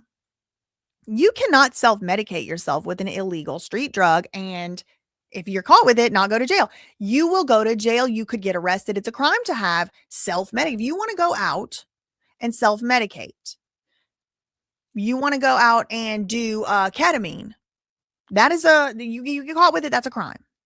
But if you want to go to the so-called Radvinsky or whoever their last name and whoever, the money changer doctor's office, you could do ketamine therapy. Now they're making money. You're paying a premium. Please, I'm begging you, please do not mistake what I am saying as an endorsement of people going out and doing street drugs. I lost my dad that way. He's dead. He's not going to be at my wedding. So of course I would not ever, just to be very clear, ever say that y'all should go and get any street drugs and self-medicate. But what I'm saying is it's a crime until the money changers get involved. Selling videos of yourself online used to be considered a crime until there was platforms. So if you meet up with a guy off of Craigslist, that's a crime. But if you meet up with a fan off of OF, that's a date. Only difference I see here is what they're calling it and the fact the money changers are getting a cut. Huh? Don't shoot the messenger. He was previously trying to sell his stake in the company. He wanted to value the company at $8 billion, according to reports, but he had trouble finding a bank to broker the deal. Yeah, because the bank is like, this is human trafficking money. You want Bonnie Blue to be in a cage letting people do whatever they want to her for hours and hours and hours and she can't get out? And you also want us to finance this company? No, absolutely not. The parent company was in talks last year over a potential acquisition by a group led by Forest Road, an LA-based investment bank and advisory firm, but the potential deals collapsed for unknown reasons. Despite Radvinsky's apparent bashfulness about owning OnlyFans, it wasn't his first foray into porn. Among his early ventures were websites that claimed to offer hacked passwords to porn sites. The money changers love the porn industry and they want to push it on us. They want us to be as degenerated as them. That's what they want. They want us to stop saying what they are doing is gross and grotesque. They want us to allow them to continue doing what they're doing to children, little boys, little girls. And so to do that, they have to desensitize us. So they want us to be as depraved as them. He's been trying to give people hacked passwords to the porn sites. Later, he would register hundreds of domain names, many of them X-rated, referencing celebrities in the early 2000s. In 2004, he launched a website, one of the earlier players in the live camming business, and it was a precursor to OF. Under his ownership of OF, it became a global, sensation. I mean, I would say cancer. I would say epidemic, but okay. Plague, I would say end times plague. Particularly during COVID when everybody was isolated alone and not allowed to go on physical dates. Isn't that interesting? Isn't that interesting? People were starved for attention, love, affection, physical touch, emotional connections. That's when the demonic porn industry really was booming. It added, oh my God, over 250,000 users a day during that time. Rain, one of the famous OF creators, thanked Radvinsky for changing her life by allowing, and that's so sweet. He allowed her to make $95 million. I wonder how much of it she kept. I'd be surprised if it was 10. I'd be shocked if it's 10. I don't even know how to put this into words. Before OF, I was waitressing and barely making rent. And there's nothing wrong with waitressing. I was waitressing too for 10 years and bartending. That's nothing wrong with that. And you know what? Looking back on it, it was honorable. There's honor in working hard. And I'm not trying to say that Piper, whoever, don't work hard, whatever her name, Sophie, don't work hard. I'm sure she works hard. I'm sure that her job actually truly is one of the hardest ones there is. And I feel actually very sorry and bad for these young girls because they have whole economies riding on them, on their bodies, on their S acts. Whole economies are riding on these young girls.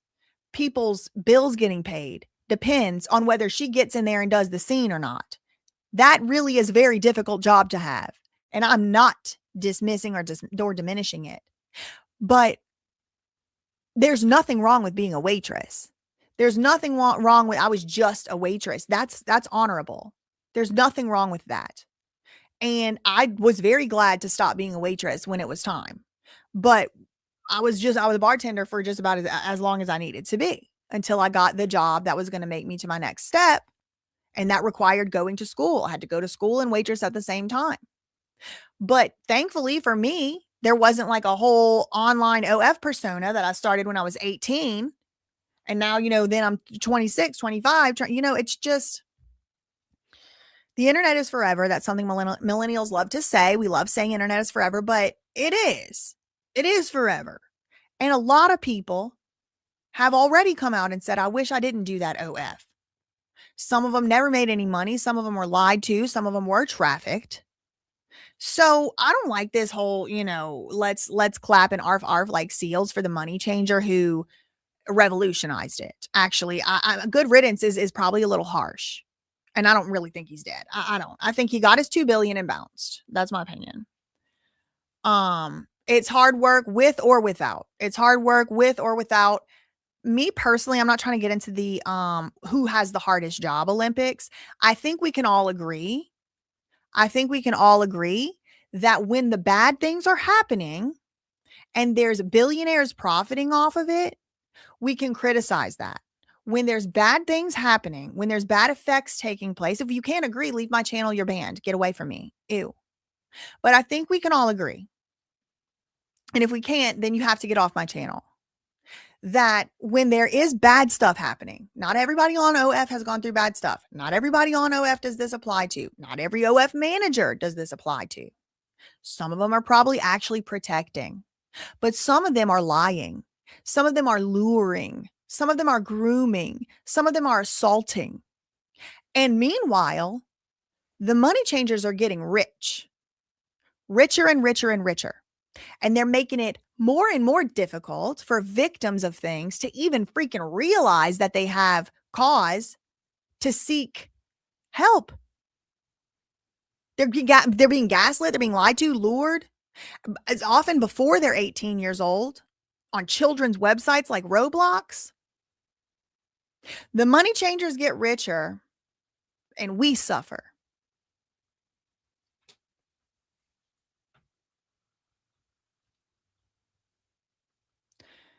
I was born below the poverty line. I had free lunch. I was on many types of welfare, state assistance, government assistance, foods. I was on food stamps and Medicaid at the same time I was in Ivy League law school. I was trying to find suits at the thrift store that weren't too outdated to be obvious that I was like the poor kid in school. I was in the hospital almost every single final exams from dehydration or exhaustion. I remember literally walking in a snowstorm with my friend hobbling to the student health center. They gave me an IV of saline, 2 bags, because I was so dehydrated. Then I hobbled back in the snowstorm to the library and stayed there until it closed that night after midnight. That is my work ethic. I am very aware exactly how it feels to live in that type of a life. I know how it feels to have the guy come down from the electric company turning your shit off. I know how it feels to hide in the racks of clothes at the thrift store. I know how it feels to sit in a detention room because I didn't have my uniform because my belt broke and my mama couldn't afford to buy me one till she got her next paycheck. There is not in very much that any American, there's other countries, some countries don't have safety net systems and things. But that's why y'all don't really hear me complaining too much about government handouts, because I have been in the past a beneficiary of them. I am who I am today and where I am today because of them. I know what it feels like to have to face those decisions. I know what it feels like to have somebody from the strip club recruiting on your college campus saying, oh, you can just do the shots. I know. What I don't know is how it feels to do all of that and have the OF predators preying on you as well. And I can't imagine what it feels like to have all these older people saying, oh yeah, girl, just do it. It's your body. It's your choice. And not telling them you're going to dissociate every time you have relations for the rest of your life. I'll tell them, because y'all ain't. And thank you to the people who do. You know, there's occupational hazards with every career. Nurses, paramedics, they have trauma. People that go to war in the military, they have trauma. There's occupational traumas that can be associated. I mean, even just regular doctor, doctors, NICU, there's traumas associated with this. It's not the only people that's got trauma is sex workers, but it is unique. It is specific, and it is deeply personal because it happens upon you and inside you. So I think it's about time that we stop coming through the live chats of the people who actually have the courage to say what's really going on, like I do, and trying to make it seem like I'm doing something bad or wrong or shaming someone because I'm telling people the truth.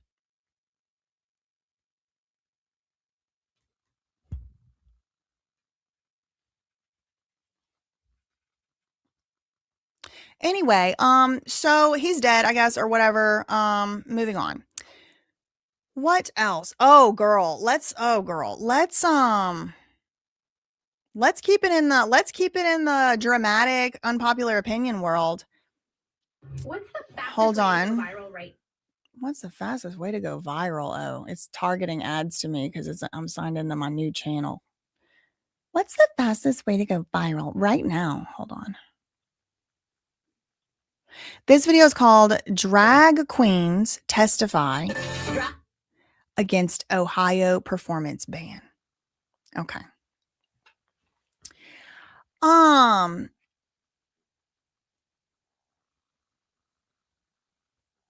sorry. I was looking at y'all's comments. Okay. So this one also deserves a little bit of a providing context. I was one of the first people in history watching RuPaul's Drag Race. Okay. I remember that thing coming out. It was probably like 2008 or 2009. I was living with my Mimi, my dad's mom at the time. And, what was I staying there? I was staying with her because I had gotten really sick when I was 19. I got sepsis. I was in the hospital. I had these surgeries. And so my Mimi, I think she was retired or she was working part-time. So she was kind of taking care of me after this surgery.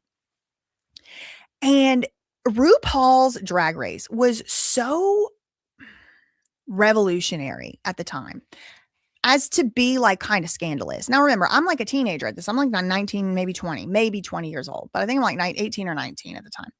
And RuPaul's Drag Race comes out and I didn't catch it on the first season. By the time I learned about it, it was season 2.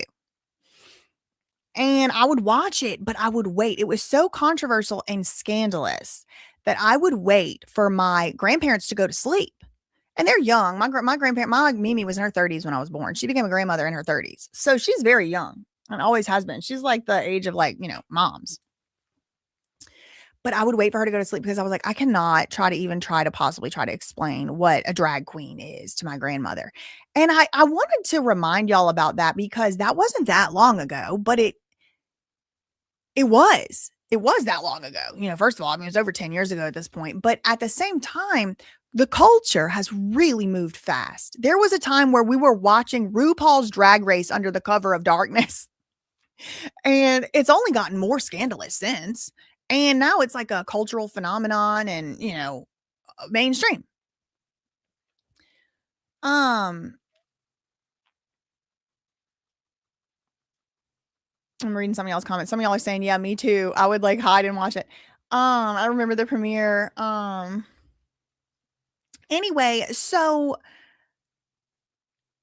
I liked that show too. And I would like tell people about it and stuff because I thought it was, I think it's cool to like shock your system a little bit. I think it's cool to kind of like have an open mind and be accepting. A lot of people on the show, RuPaul's Drag Race specifically, had these stories where they were like, you know, normal people, and they're like, I just like to do this, you know, like I'm a teacher or I'm an artist or I'm a whatever. And it's like, you know, they're living with their, you know, they're gay or whatever. They live with their husband, but they have like a normal life. And it's like, okay, yeah, cool. Like these people should absolutely be allowed to do what they want to do. They're not hurting anything. Their makeup is good. Some of them were also in the arts, like they work at the ballet or they work at the, you know, their makeup artist or whatever. And so it's like, you know, a hairstylist or a seamstress or whatever. And it's like, okay, cool. Like this is cool. It's showing a nice positive way of having an open mind and letting people be. And I've always been that type of person. I'm like, I like freedom. I like freedom. I'm just because I wouldn't do something you doing doesn't mean I'm not going to say you got the right to do it. I've not watched that show in a long time, many years. And it's just, I think the main reason I stopped watching is because they kept putting it on a different streaming service every time. And it was just like, it was hard to keep up with where it was coming out. And I kind of like started, you know, schools, college, law school, whatever. And I just never watched it again. And that's just kind of how it happens. So I actually do have generally like a positive opinion of the sort of art form of drag. I consider myself to be an early pioneer of acceptance in that, you know, as a mainstream thing. And even now, I think still generally positively of drag as an art form. That being said, it does appear over the last 10 years, you know, that the slope done slipped and they call anything drag now. It used to really be a very specific art form. It was men who were claiming to be men dressing and sort of imitating in a way women. And yes, there's always been people who were androgynous and they would dress this way and that way. But like drag queens used to have a very specific meaning. And then it's kind of included like a lot more stuff in the last decade, such that I can't co-sign all of that stuff. And over the last 2 years or so, I have been exposed on like Twitter and stuff to some things that if that was going on in front of my kid, I would call the police. Okay. The slope done slipped. And this is something that I actually think permeates throughout a lot of these so-called controversial issues. It's like there is like definitely a threshold where a society should be tolerant. And then there's a line that gets crossed. And we as society, and we are the adults now, millennials, hello, hi, we are the adults. We have to come together and say, no, the threshold has been crossed here. This right here, this, you were good all over there, all the way back. But once you got here, no more.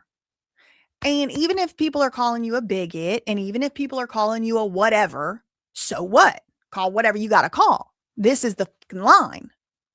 And I feel like that with the topic we just covered, the pornography stuff. At some point, I think most of us would agree, although I'm sure all of us have our own individual threshold line, but we have to come to a little average here. I'm sure most of us, at least on this channel, would agree. There's certain things you shouldn't be able to sell content of. I'll just let you there's certain things you should not be able to sell content of. Okay. Fill in the blank. But there's certain things you should. And like, where is the threshold line for that? So for the last the last topic, there's a lot of important questions. I don't purport to know. I don't pretend to know what the answer is. There's a lot of questions. Who's selling it? Who's buying it? Why? For what reason? What is the content? Who's making money off of it? Is there any system in place for victim, funds? I mean, whatever, there's a lot of questions. And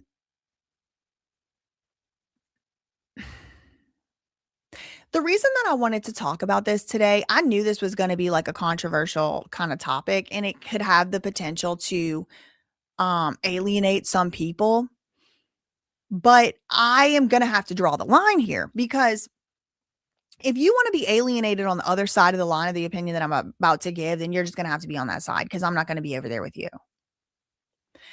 I have seen, for example, okay, let me start with this. I have seen many examples of drag queen story hours, which were completely fine, in my opinion. Now, some people say no kid should see any drag queen ever.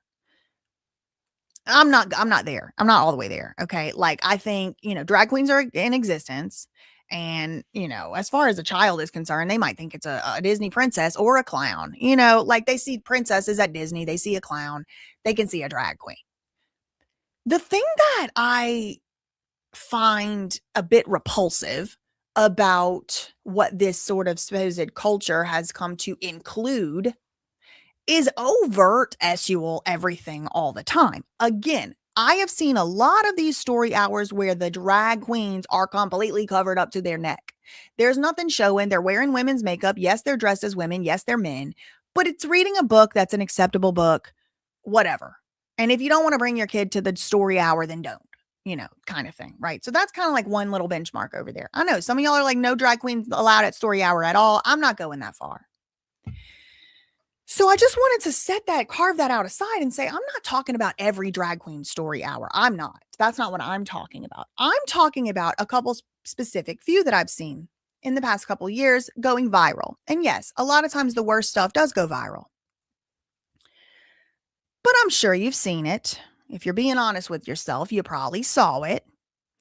Where these drag queen story hours, sometimes it's a man in a thong and fishnet stockings and butt cheek. And whether it's padded fake butt cheek or maybe real butt cheek is not my business. Why you got a man in a thong with the butt cheek at the same eye height as the kids at the story hour? What in the hell are y'all thinking? What even is that? Like, whoa, I could go on for a long time on why that's not acceptable. Why are we normalizing a man in a thong, anybody in a thong, a lady in a thong? The overtly exaggerated proportions of a drag queen are not a good image for little girls to aspire to be because they are fake and impossible. That's a man. There's so many. We're normalizing BDSM clothes around children to read books at the library. What in the hell? Why? What? And if you haven't seen anything like that, consider yourself lucky, because I have seen it. And there's the brunches. I've seen drag brunches. This isn't even story hour. And this does, I think, fall a little more on the parents. Like, you should kind of know what you're getting into when you bring your child to a drag brunch, because like there's like going to definitely be some titties out, butt cheeks out. There's going to be some stuff out. There's going to be sexual innuendos. And like, I mean, there's a broader conversation to be had amongst people as actually like in this drag community as to whether or not like that's even fair. Like, why is it that everything has to be so overtly sexualized? That's kind of what's turning a lot of people off, by the way. But then sometimes they're at the drag queen story hour reading books that are scary. Some of these books are like, explaining how anatomy and sexual actions work between adults, and they're reading it to kids. It's just weird to me. And as a result, there's been pushback. And I think some of the pushback is absolutely justified, because what ends up happening is there's people, I'll say even, like me, like, us, who, yeah, we don't really care if somebody has a drag queen story hour, like whatever, like I don't know, maybe I'll bring my kid, even, who knows, like depending what's going on over there. Maybe they're going to be doing a face painting. Maybe we will go to the face painting. But it's like, when you advertise essentially a burlesque show, as a reading at the library story hour, it's like another example of calling anything anything. And the problem, I believe, is that a lot of people, even within drag queen community, don't think that's okay. Obviously, they don't, because they dress covered to go do their events. They dress covered to go be around kids. So even they don't think that that's acceptable, but they're not allowed to speak out because they're going to be being something phobic or something gatekeep. If somebody says, I don't want my child seeing a man in a thong and fishnets reading a sex book, that's homophobia. It's not actually. I'm saying it's being characterized as that. So I thought we could watch this. I mean, this is the obvious, inevitable conclusion, because there are people who are on more extreme ends who never wanted a drag queen out in society and wants all drag queens to be put in the mental asylum. They got them people out there. And now it gives those type of extremists a foothold to say, look, when we let y'all be in charge of doing drag queen story hour, you had men in thongs and fishnets. So we got to take over now, and it's got to be Gilead from the freaking Handmaid's Tale. Instead of maybe all of us kind of collectively saying, hey, let's not do thongs at the children's story hour at the public local library. Nobody's saying that. And I feel exactly the same way about the OF stuff. The people who are in it, for whatever reason, aren't just saying, don't get into this when you just turned 18 one day ago. Why don't you become a woman first? Why don't you have off-camera interactions first? Why don't you see what you like as an adult first before you throw everything on camera? Because when you're 30, you're not going to be able to make an intimate connection with anyone else ever again for the rest of your life. For example, because that would be slut shaming. Maybe we need to get back to doing some shaming, because there's little girls today who are aspiring when they turn 18 years old to join OF, to basically become a part of a system that they don't even really know the consequences of. So why don't the people who are actually in it actually start sharing a little bit of some of those consequences? Again, I'm not saying it means you shouldn't do it. Every profession has a consequence. Everyone has an occupational hazard. I'm not even going to compare them. What I'm saying is you should be informed what you're getting into. And I don't think these people are. So same thing with the drag queen story hour, because they call anything a drag queen story hour. People are not informed. They show up. It's shocking and inappropriate for toddlers and children to be around. And they're like, we can't have this anymore. We have to get rid of it entirely. And that's just the obvious, inevitable conclusion. And that's where we end up. This came out 5 days ago. Drag queens testify against Ohio performance ban. Okay, so we're in Ohio here. Performers testified at the State House against a bill that would ban drag shows anywhere other than adult entertainment locations. Good evening, welcome in. Thank you for being here with us. I'm Katie Houston. And I'm Damon Maloney. The bill comes after protests over drag shows and story hours all across the state. News 5's Columbus Bureau reporter Morgan Trout tells us why some lawmakers want the ban and how this could impact the arts. Growing up in a conservative family, Andrew Levitt says he hid himself for years. I was also worried that if people truly knew who I was, I would no longer belong or fit in. But in college, he says he found his identity. Drag is something that saved my life when I met. Shout out to Andrew Levitt. I'm glad that he's, able to live his truth. And I'm sorry to hear that he went through all that as a kid. But I did want to pause it. When was it they said when he was able to live his truth and find his truth? I'll give you all a second. Let me go back 10 seconds. It's very, very important to me. So it's like he had this sad childhood, all that. Okay. Himself for years. I was also worried that if people truly knew who I was, I would no longer belong or fit in. But in college, he says he found his identity. Drag is something that in college.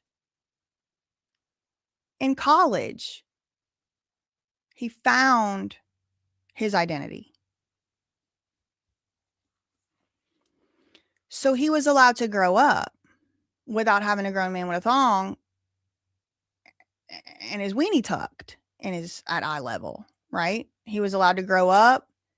And by the time he got to college, when he saw that drag queen for the first time, he's like, I want to do that. Okay, fine. That's cool. That's fine. No problem. No issue from me. It does suck that he was bullied and picked on and all of that. And I do think there's something to be said for tolerance and exposure to other things in the world and things. But like, even by his own story, he discovered his identity in college. You are an adult in college, a young adult, albeit, but you're an adult. Most of us, okay, get out of here then, girl. Most of us, you start to find our identity in our early 20s. Most of that. Put a 3 in the chat. Put a 3 in the chat if you didn't start to really figure out who you really were and carve out your own identity until you were out your mama's house because you went to college or you went to work in your early 20s.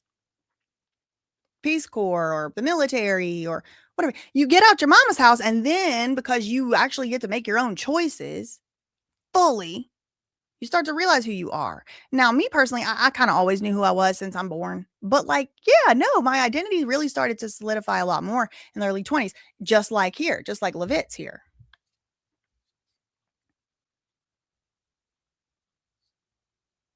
When I met entertainers who are drag queens, they gave me a place to call home when I didn't have a place to live, when I didn't have the familial support that I was just so desperately needing. Okay, so 2 things I noticed.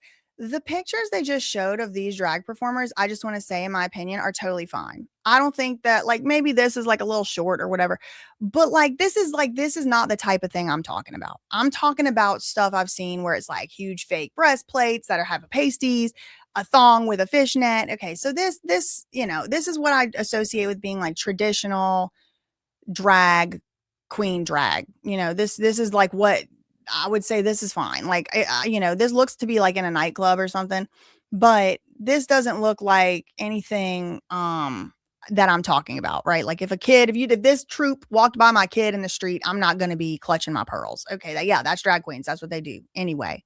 Or at the library. It's fine. No, I don't have no issue with that. The other thing that I noticed here is that he is talking about the importance of his community, the drag community, for him, because he was kind of shunned by his family and his parents, and this was his family. And I've known people like that. I've been the chosen family for people whose family didn't accept them. And I will always be there for those people, because for me, I don't care. It's not in any way important to me, even what your religion is, much less who you sleeping with. It don't matter. It don't matter to me. What matters to me is other stuff. And y'all know what that stuff is.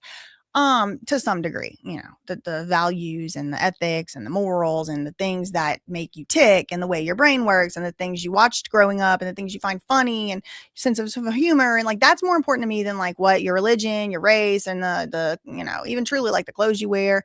I could be bestianas with an OF girl too. No, I'm not going to judge somebody based on that stuff.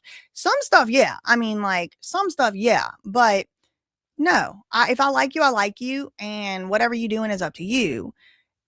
I do start to become opinionated when kids are involved, because I think it's my duty. I believe it's my duty as an adult in our society to behave as one and to protect children. That's one of the duties I feel like I truly believe is one of our duties, one of my duties for sure.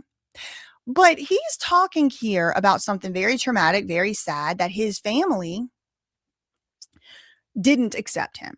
And so when he got to college, when he found his drag family, they helped him. They took care of him. They uplifted him. And that's great. Again, I think that's awesome. The chosen family. I'm people's chosen family. I've chosen family too. But remember what we are talking about. What is the title of the YouTube video? Drag queens testify against what? A performance ban. Who's bringing the children to the library? Who's bringing the children to the library? Their parents. So he's talking about a situation that is not analogous to his situation at all. He's trying to promote drag queen story hour by saying that when he was in college, he didn't have a family. So if he didn't have a family that supported him, his family wouldn't have brought him to the Drag Queen Story Hour, even if there was one. Do y'all see?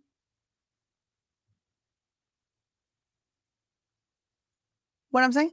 Like, this is for kids who do have a family that's going to bring them to the library. We're talking about drag queen performances for children. They're like, we need to keep the law being proposed, which, by the way, I don't necessarily support that law either. And we will get into why not as we go through the video. I'm kind of on, both sides and neither side. And it probably not come as a surprise to you. But that being said, sorry, I get distracted by y'all's comments. And I don't want anything I'm saying to come across as if I am criticizing this guy either. He might be awesome. He might be great. We could be best friends. I have no issue with him. There's nothing that he has said that's made me think, he's some type of a bad person or a creep or something. I think it means it. I think he really means what he's saying, but it's up to all of us to use our discernment. Because why? Because he's talking about something so emotional to him, so personal to him, that he can't even conceive of not having this chosen family. And so we all have to use our collective discernment and say, does what this man is saying actually make logical sense? He's coming from a place of emotion, justifiably so. I can't imagine my whole family just not wanting me because of who I am or because of what I want to do or whatever, because of my own personal choices or whatever. I can't imagine it. And it's just sad. It's sad to think about. I'm glad he found his chosen family, but what does that have to do with the price of beans in China? We are talking about Drag Queen Story Hour at children's events. The law they're trying to pass would say, if you're doing a drag queen show, it has to be at adult venues where it's going to only be adults. What does that necessarily mean? There's not going to be any kids there. So he's trying to make it to where drag queens are in the kids' domain, because when he was a kid, he wasn't allowed to go to the drag queen's domain. It's logically, it doesn't add up for me. That's where I'm going.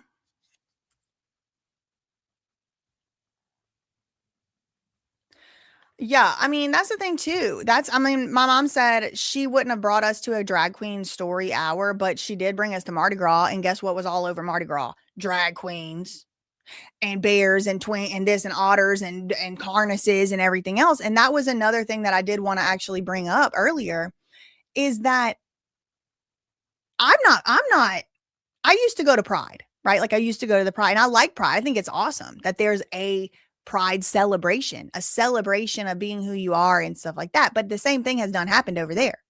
It's like 80% degenerates and SUL perverts who are ruining it for everybody else at this point, because it's like, what you can't tell the guy to take the strap on off from the back because that would be homophobic. Every time I've gone to a Pride parade after I've been about 20 years old, I got groped by a gay man against my consent. And it's, honey, I'm gay. Every time I've gone to a Pride parade. And it's like, is every gay man a groper? Hell no. Some of them there would have knocked somebody's front teeth in if they saw that. But there's that one. So now all of us have to legislate for the one pervert or the whatever. I mean, at this point, it's like pervert. It's like freak conventions over there at Pride, not because gay people are freaks. A lot of gay people are back in the closet. They don't want to say they're gay because they don't want to be associated with all of this. Like, look, I wanted to have a husband and a house and a golden retriever. I didn't want to wear S toys in front of children at a parade. But they got some people doing it. And so it's like, now it's just, I would never say bring your kid over there. I would never say to do that. That's where we are. I mean, that's where we are with it. Just so desperately needing.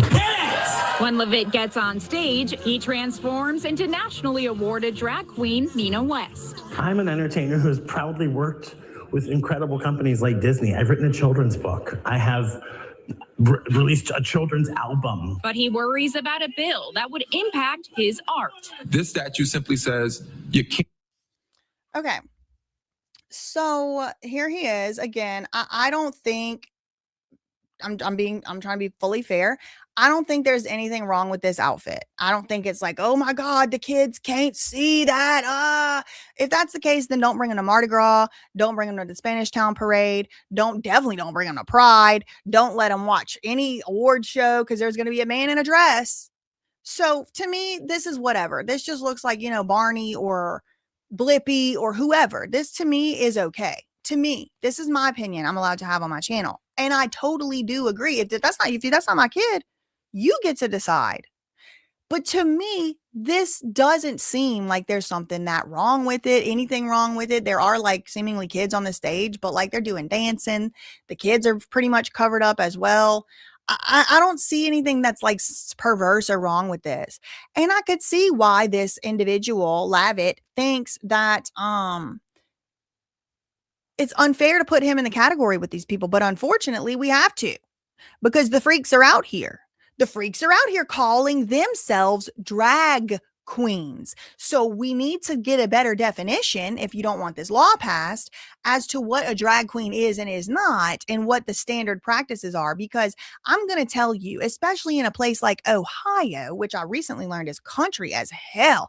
I had no idea Ohio was so country. That's my cousins. Oh my God. They are country up there. You're not going to be able to get away with a bunch of drag queen story hours with thongs and fishnets before they're going to pass a law. And if they can't pass a law, they're going to take stuff into their own hands. So I think probably what needs to happen before any of that, and before a law passes, is like self-community moderation. People within that community need to come out and say, look, you are messing this up.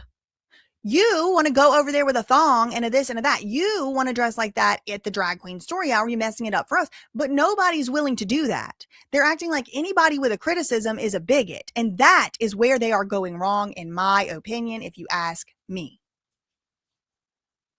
And perform that obscene performance with a minor being present. Toledo area Republican Josh Williams introduced a bill that would ban drag performances in any places other than adult cabarets, which include nightclubs and sex shops. Ohio has a statute regarding performances that are harmful to juveniles or obscene. This used to just apply to exotic dancers, but now Williams wants to add a provision on people who exhibit a gender identity that is different from the performers or entertainers' gender assigned at birth, using clothing or makeup. We've seen performances at public parks. And that again is that the way that law is written is where I depart. From agreeing with them. It's way too broad. I think the law as it stands is probably good enough to cover the obscenity. There's already a ban on obscene performances. That would include showing private parts, showing bathing suit, what's supposed to go under the bathing suit parts. That would include simulating sexual acts. That would include, there's already obscenity laws. What they want to do is say no man can wear a dress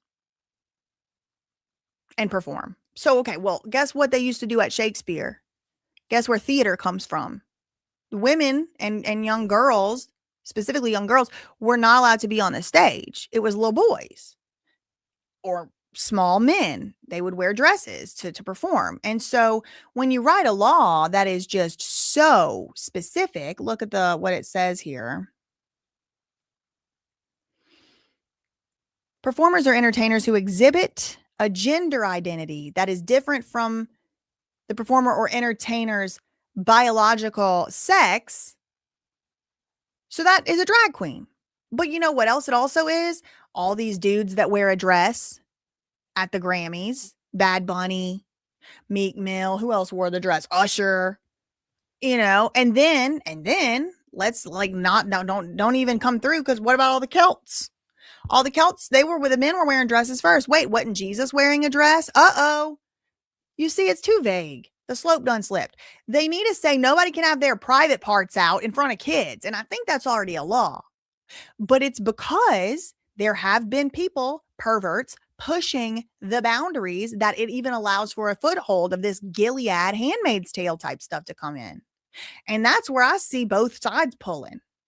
And I do think the person they have representing this Nina West person, I think that person is a good propaganda choice. I think that's a good choice for this because it is kind of saying like, look, not all of them are doing that, but I've seen some nasty stuff the last couple years of these drag queen story hours, and some of them are nasty perverts that are wearing nasty perverted stuff. Some of these people at brunches pulling kids up and doing dances on kids and stuff, I would call the police. So there does need to be a little bit of like a self-reflection within each community to say, look, before we summon the nation of Gilead from the Handmaid's Tale, can we stop wearing our junk out at the kids' story hour? But no, anybody criticizing that instead just gets called a bigot. And we have to sit here and listen to somebody cry about how they didn't have a family when they grew up. Like that has anything to do with the cost of beans in China. Wants to add a provision on people who exhibit a gender identity that is different from the performers or entertainers' gender assigned at birth using clothing or makeup. We've seen performances at public parks that cross the line. Drag is not a crime, and this is a slippery slope when you want to put us in a specific venue or area or part of town. We're compartmentalizing and dangerously placing people in boxes. Williams says the bill wouldn't apply to appropriate drag, and it's written in a way that obscenity could be determined by individual law enforcement. Previously, House Speaker Matt Huffman said he wasn't sure if this bill was constitutional under the First Amendment, but he has changed course. Local governments, through enabling legislation, have the ability to control these kinds of things. Levitt doesn't want any kid to feel like he did growing up, and says this bill could prevent people from finding their circle. What happens if this community goes away? This community's never going away. He said this community is never going away, and it's not. There, for as long as there have been people, there have been people who are androgynous. There have been people who are, it used to be called cross-dressing. There have been people who are trans, intersex. For as long as there's been people who, it's never been clear girl, clear boy. It never has. There's always been a specific portion of society that doesn't fit one of those. There always has been. And there is no denying that. There is no denying that. The amount of people that are born with, a medical condition called, being intersex, which is where it's not, I'm not a doctor, but it's not like specifically, all female or specifically all male. Some people have I don't want to get into too many details here, but as many people as have red hair are medically considered to be intersex, which is not fully in one box or another box of, male, female. As many people as have red hair are intersex. Okay. This has always been the case. You go to India, there's people that are, assigned male at birth who dress like women, and they go in these groups. I forget the name of the people. I don't want to be disrespectful and guess, but it's women, but they're assigned male at birth, and they live in a group together and they travel together. This happens in other, Asian countries, Thailand, Cambodia. This is not new. This is not only Western. They're going to be here forever. So, and shout out to you. It's probably my cousins. I'm a very open-minded person.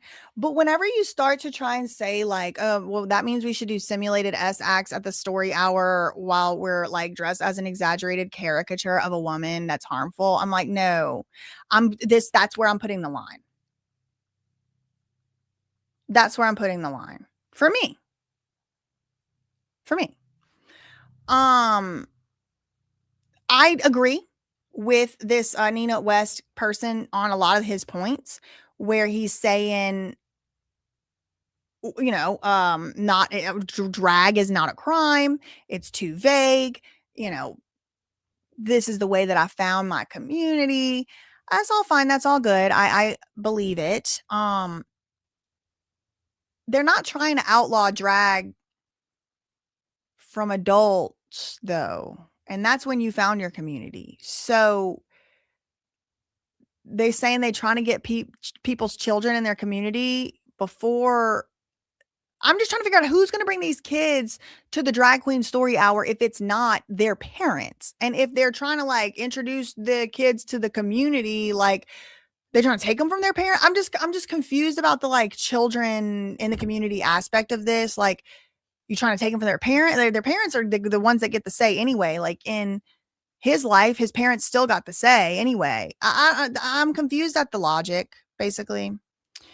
I'm confused at the logic, but I think I've said what I needed to say. I've said what I wanted to say, that when we don't have like a self community policing, and whenever there's not people who aren't all the way at the extremes willing to say, look, maybe we shouldn't go that far to outlaw every drag queen from a public square. Okay, that's a bit extreme. But you know what else is extreme? What I've seen going on. So at what point are we going to have a little compromise? And I'm just out here trying to like wave the white flag and be like, can we have a compromise? Because I do kind of see a lot of the sides. You know what I mean? You know what I mean? Okay, so what else? I need to check something for my premiere later before we move on to the next topic.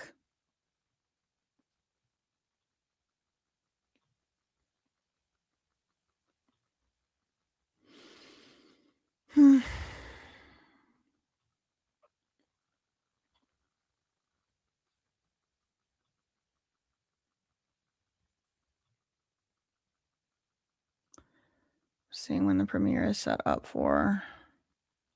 Oh, 30 minutes. Oh, y'all want to see the trailer? Super Bowl has been wrong. Let me show y'all the trailer. Hold on. Okay, hold on. I'm going to show y'all the trailer, but I have to switch accounts so an ad doesn't play. I don't think an ad plays during the trailer. But here's the thing. Even if I don't turn ads on and YouTube is like wants to get the ads on it, like they can turn it on. Okay.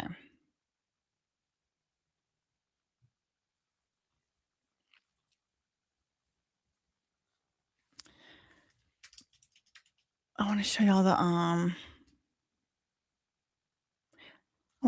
premiere. We've been working for a long time on this video. Okay, here's the thumbnail. The real Janet Jackson Super Bowl story they never told you. Okay, here's the trailer. Are y'all ready? Are you ready for the trailer? Come on, get excited. Get excited.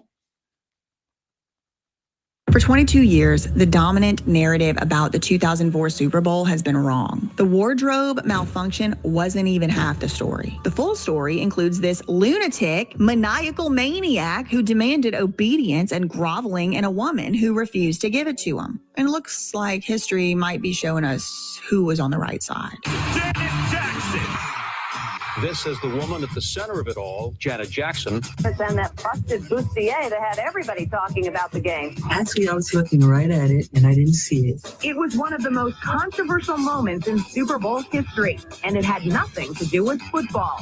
Now come reports that CBS may ban both from the Grammy broadcast. Timberlake also blamed what he called a wardrobe malfunction, but the head of the Federal Communications Commission calls it a deplorable stunt, ordering a full-scale investigation.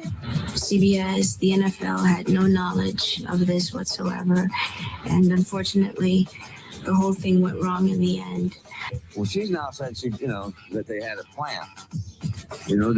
I don't know if you planned something like that on the Super Bowl. I still don't know if I quite buy that. Janet, that was disgusting. You're fired. I am really sorry.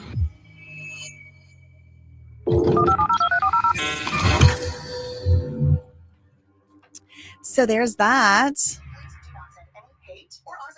Okay, so let me just do a couple other things here. Then we'll get back to our regularly scheduled live. Oh, we're at 47.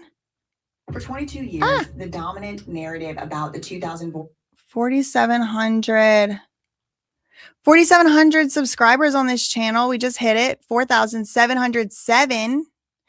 Wow. Okay. Let me see if I can do this redirect to the other video. If it'll let me.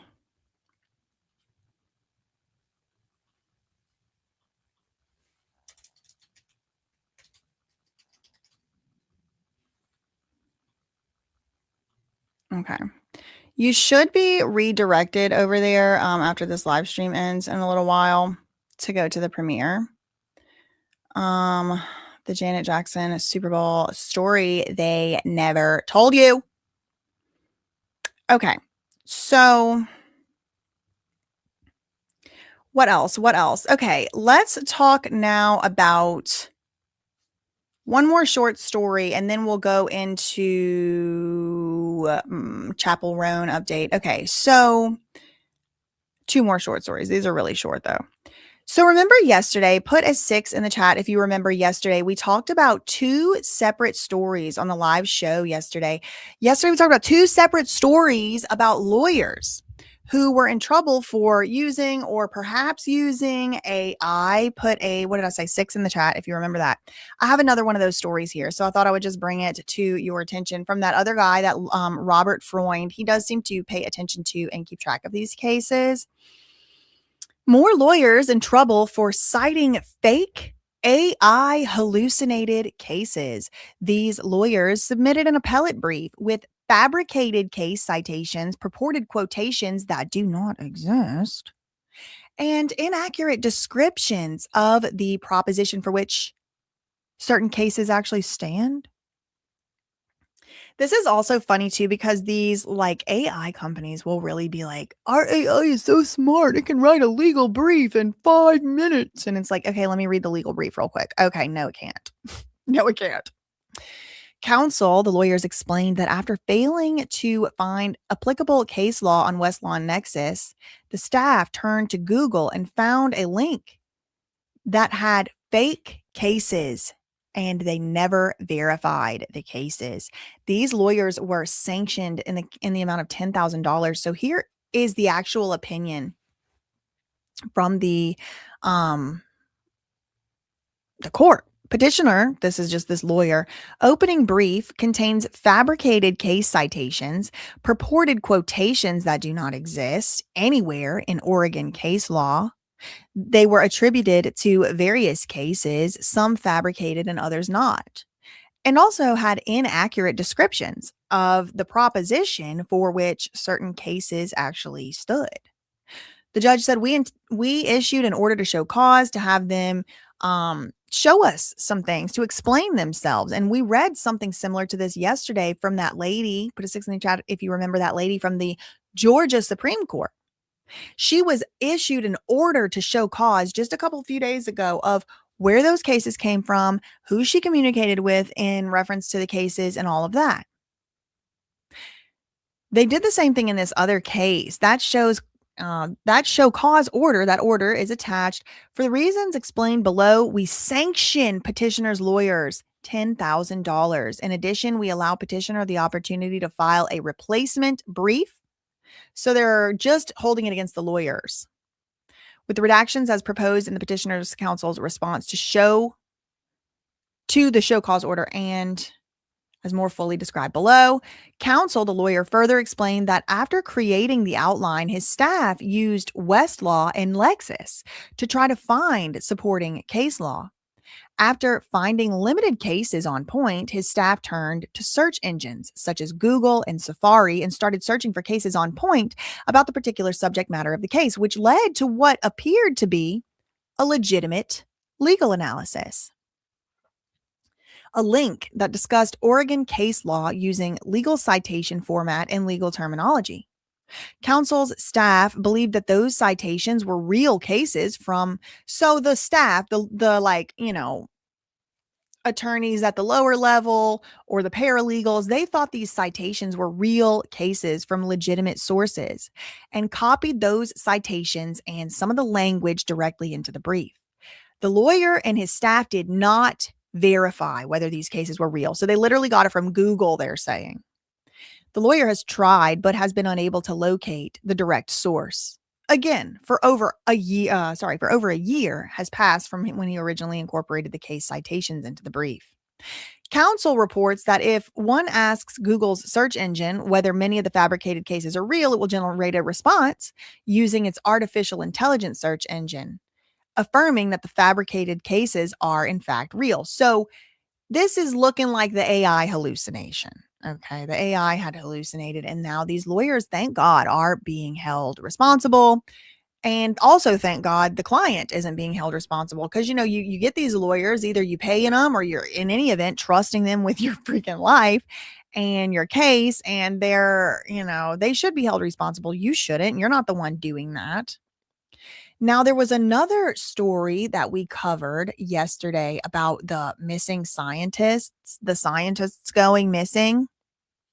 YouTube doesn't promote. We have an update about the missing scientists. Okay, so now it's making it to, beyond just that one senator. Now it's on to the News Nation. Castland was reported missing after he walked out of his home in Albuquerque, New Mexico on February 27th, and he hasn't been seen since. His background is interesting, to say the least. He once led research at Wright-Patterson Air Force Base, a base that has been closely linked to UFO theories. The mystery widened when we learned his former colleague, Monica Reza, also disappeared 9 months ago before him while she was hiking. So what do we know for certain? News Nation special correspondent, investigative journalist Ross Coulthart joins us now with more information from Sydney, Australia, where my grandmother was from. So that's a nice little connector there. What do we know about the general's disappearance at this point? Well, good evening, Katie. Well, one thing we don't even know for sure is that the general left the house of his own volition. He wasn't seen leaving the house. And indeed, as we now know, he left his tracking watch, he left his mobile phone, and he took a revolver and a holster, which is very unusual for somebody who was supposedly heading off to go trail walking. Nobody's seen him. And shout out to the Australia cousins in the chat.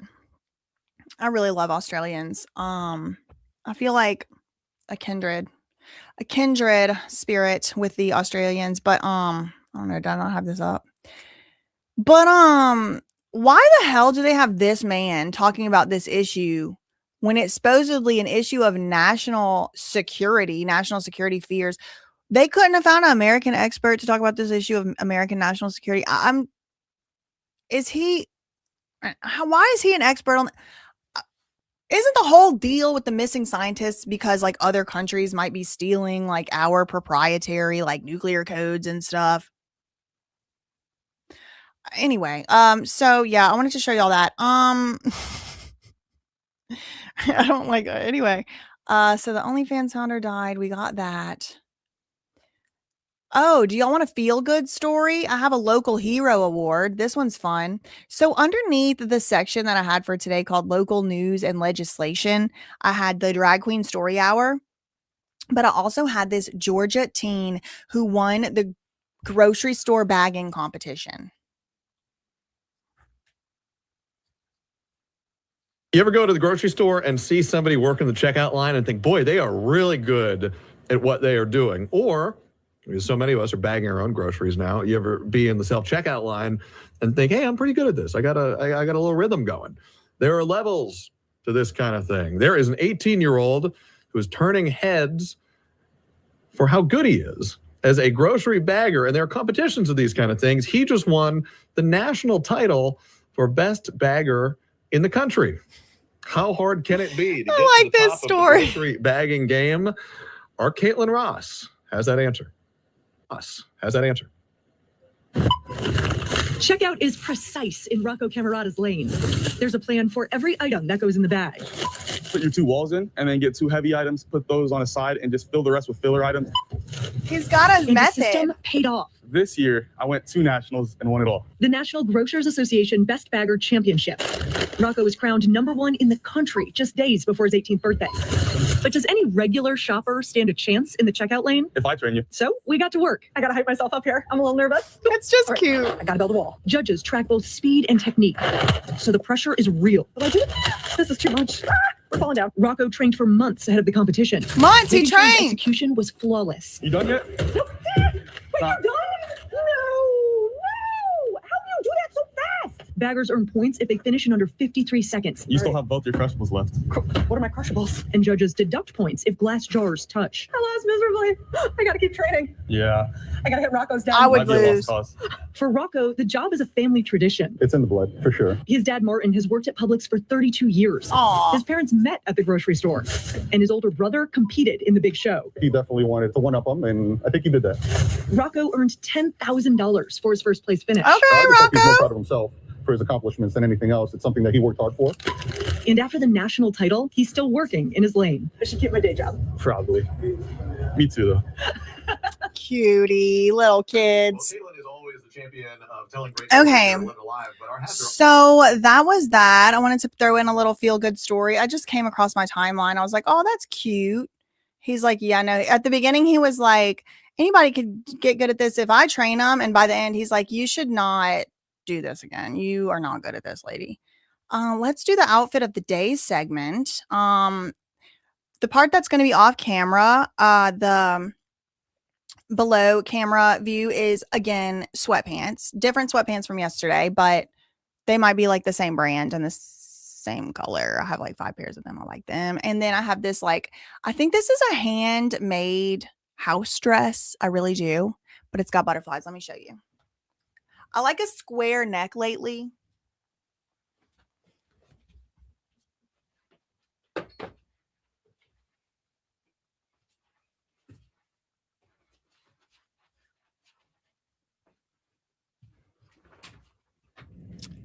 It don't have a tag, and I got it off Poshmark. Okay, so, and I think I'm pretty sure it's like just 100% cotton. It feels like cotton. Feels like cotton. And it looks like a vintage kind of fabric. So that's we love a square. We love a square neck. Yeah, I'm in my square neck era. I like that right now. Okay, yeah, and they're like kind of like, it just looks like vintage like colors. Like 60s or 70s. I don't know. It could be from yesterday, girl. I don't know. I got it off of Poshmark.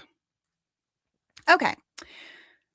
So I done ran out of time to do a lot of these stories I wanted to do. Shoot. Let's do the Duggars. Michelle Duggar done freaked out on somebody in the yard. All right, let's do her. This is the mom Duggar. Protecting children. What are you doing? What were they doing in the interview? What was your... Oh my gosh, look at her crazy eyes. Look at her crazy eyes. I've never seen this lady freaking out. Like, look at her crazy. Oh my God, look at her crazy eyes. I'm protecting children. What are you doing? What were they doing in the interview? What was your... What was... Your son doing something definitely worse. Right to be here. As we all know, the Duggars have tried their hardest to keep a low profile and be private since 2021 after Josh was found guilty on some... Let me tell y'all whose video this is. This is Tough Topic. 28,000 views 19 hours ago. Shout out to them for the video. To kids, but now they really have been hiding out to avoid the mass chaos related to their son Joseph Duggar's charges. And Kendra, Michelle was spotted out by a reporter and completely spazzed out on him. And I don't think that I have ever seen Michelle raise her voice past a level 5. The reporter came to the road and was approached by Michelle as she had her phone out. He immediately starts recording her for his protection. Michelle says that she is protecting children, which is an interesting statement considering she didn't protect her own children from her son Josh, who was allowed back into the family home just months after she got her on that one. Oh my God, she's running. Okay. You are interfering with children. No, I'm not messing with the children. Yes, this has nothing. This has nothing to do. Yes, you are. They were children. This has nothing. This has nothing to do with the children. This is you guys are being investigated for the children. I'm here for press. I'm not saying this reporter is in the right because no one wants media all over their butts at a time like this. However, it looks like this may be at the location Kendra and the kids are staying at for now during the cases. We shall see what comes out next. So look, listen, and on one hand, I can't really blame the lady for getting upset. You know, there's like a guy outside and he's filming, and all of that. But girl, the way she did it, what if he would have actually been like some dangerous predator and he would have got her? She came out barreling and running. I mean, all of this time she's been being the submissive housewife. They left those outbursts off of the TLC show if they ever happened before. I'll tell you that. They left them out. Okay. And somebody said Chrysanthemum said, they invited the media, and I can't disagree. They thrust themselves into the public spotlight, and all them kids, they did, even their own kids. Like actually, they had all of their minor children. Well, I mean, like a dozen of them or more. They had all the minor children on the TLC show. They had TLC inside their house. Who knows the access that camera crews had to the family. And so, listen, I do, like I said, I see where she's coming from. I don't want nobody camped out at my house. I sure don't. But at the same time, I mean, this is a huge case. It is kind of ironic. She's like, I'm protecting children. It's like, you didn't protect your own children. I don't really trust your protecting children abilities. Actually, there might need to be a little bit of a oversight, because there were people in your own family, your own children you gave birth to, who got abused by another child you gave birth to, and you didn't do anything about it. And then when they finally said that it happened, you just sent them off to wilderness camp. I mean, she didn't protect children, if you ask me. So, no, he wasn't at her house. He was on the road. And I will point out as well, Lee Birch says something I think it's very important and interesting. For the context, it's very important. Was he even at her house? Was he just on the road? She said, I didn't see any children. I didn't see anyone but her. So I don't know how I feel about this. That's a great point. I do think it was very decent of him, or whoever it was who, whose video we're watching. They did not show those children. So if there were children captured on the video, it wasn't released in that video that we just watched. So I thought that was a good showing of good faith to show, this person is out here just to see what's going on. And they're not going to just put out a video of kids. Maybe some kids are going to cross over in the front, but he's not going to put it out. That's kind of how I saw, it.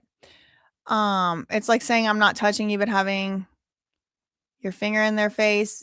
Yeah, it is. But there's also property lines are not up for negotiation. So you can be out in front of someone's house. At some point, you're not on their property, and you're not on their property. I mean, that's that. Like, I'm not touching you. I'm not touching you. You are not touching them. It is true. You are not touching them. So while it may be annoying, it is still a true statement. And so it is exactly like that.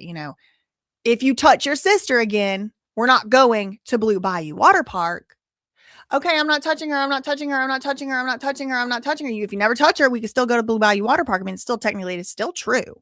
So, it is invasive. I'm sure it is annoying, but at the same time, I mean, this lady's whole entire life was recorded, and all her kids, and all of this is a matter of public interest. And he wasn't knocking on her door. It didn't seem like he was making any noise. So, there is still freedom of the press in this country, as much as people don't want it to be.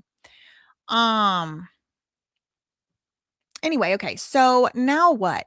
Let's talk about Joe and Kendra's honeymoon adventure. I had Joe and Kendra's honeymoon adventure on here to watch. I thought it would be funny, but I don't know if I have the time at this point, because we got to do the latest on dethroned Bachelorette Taylor Frankie Paul. We got to do the premiere that's about to come out. Look, it's right there. There's 13 people waiting. Hold on. That's not what I wanted to pull up. Hold on. We need to watch in the next live stream, or maybe I'll make a video on it, the Taylor Frankie Paul body cam. We also need to talk about Boosie, Lil Boosie, the one and only.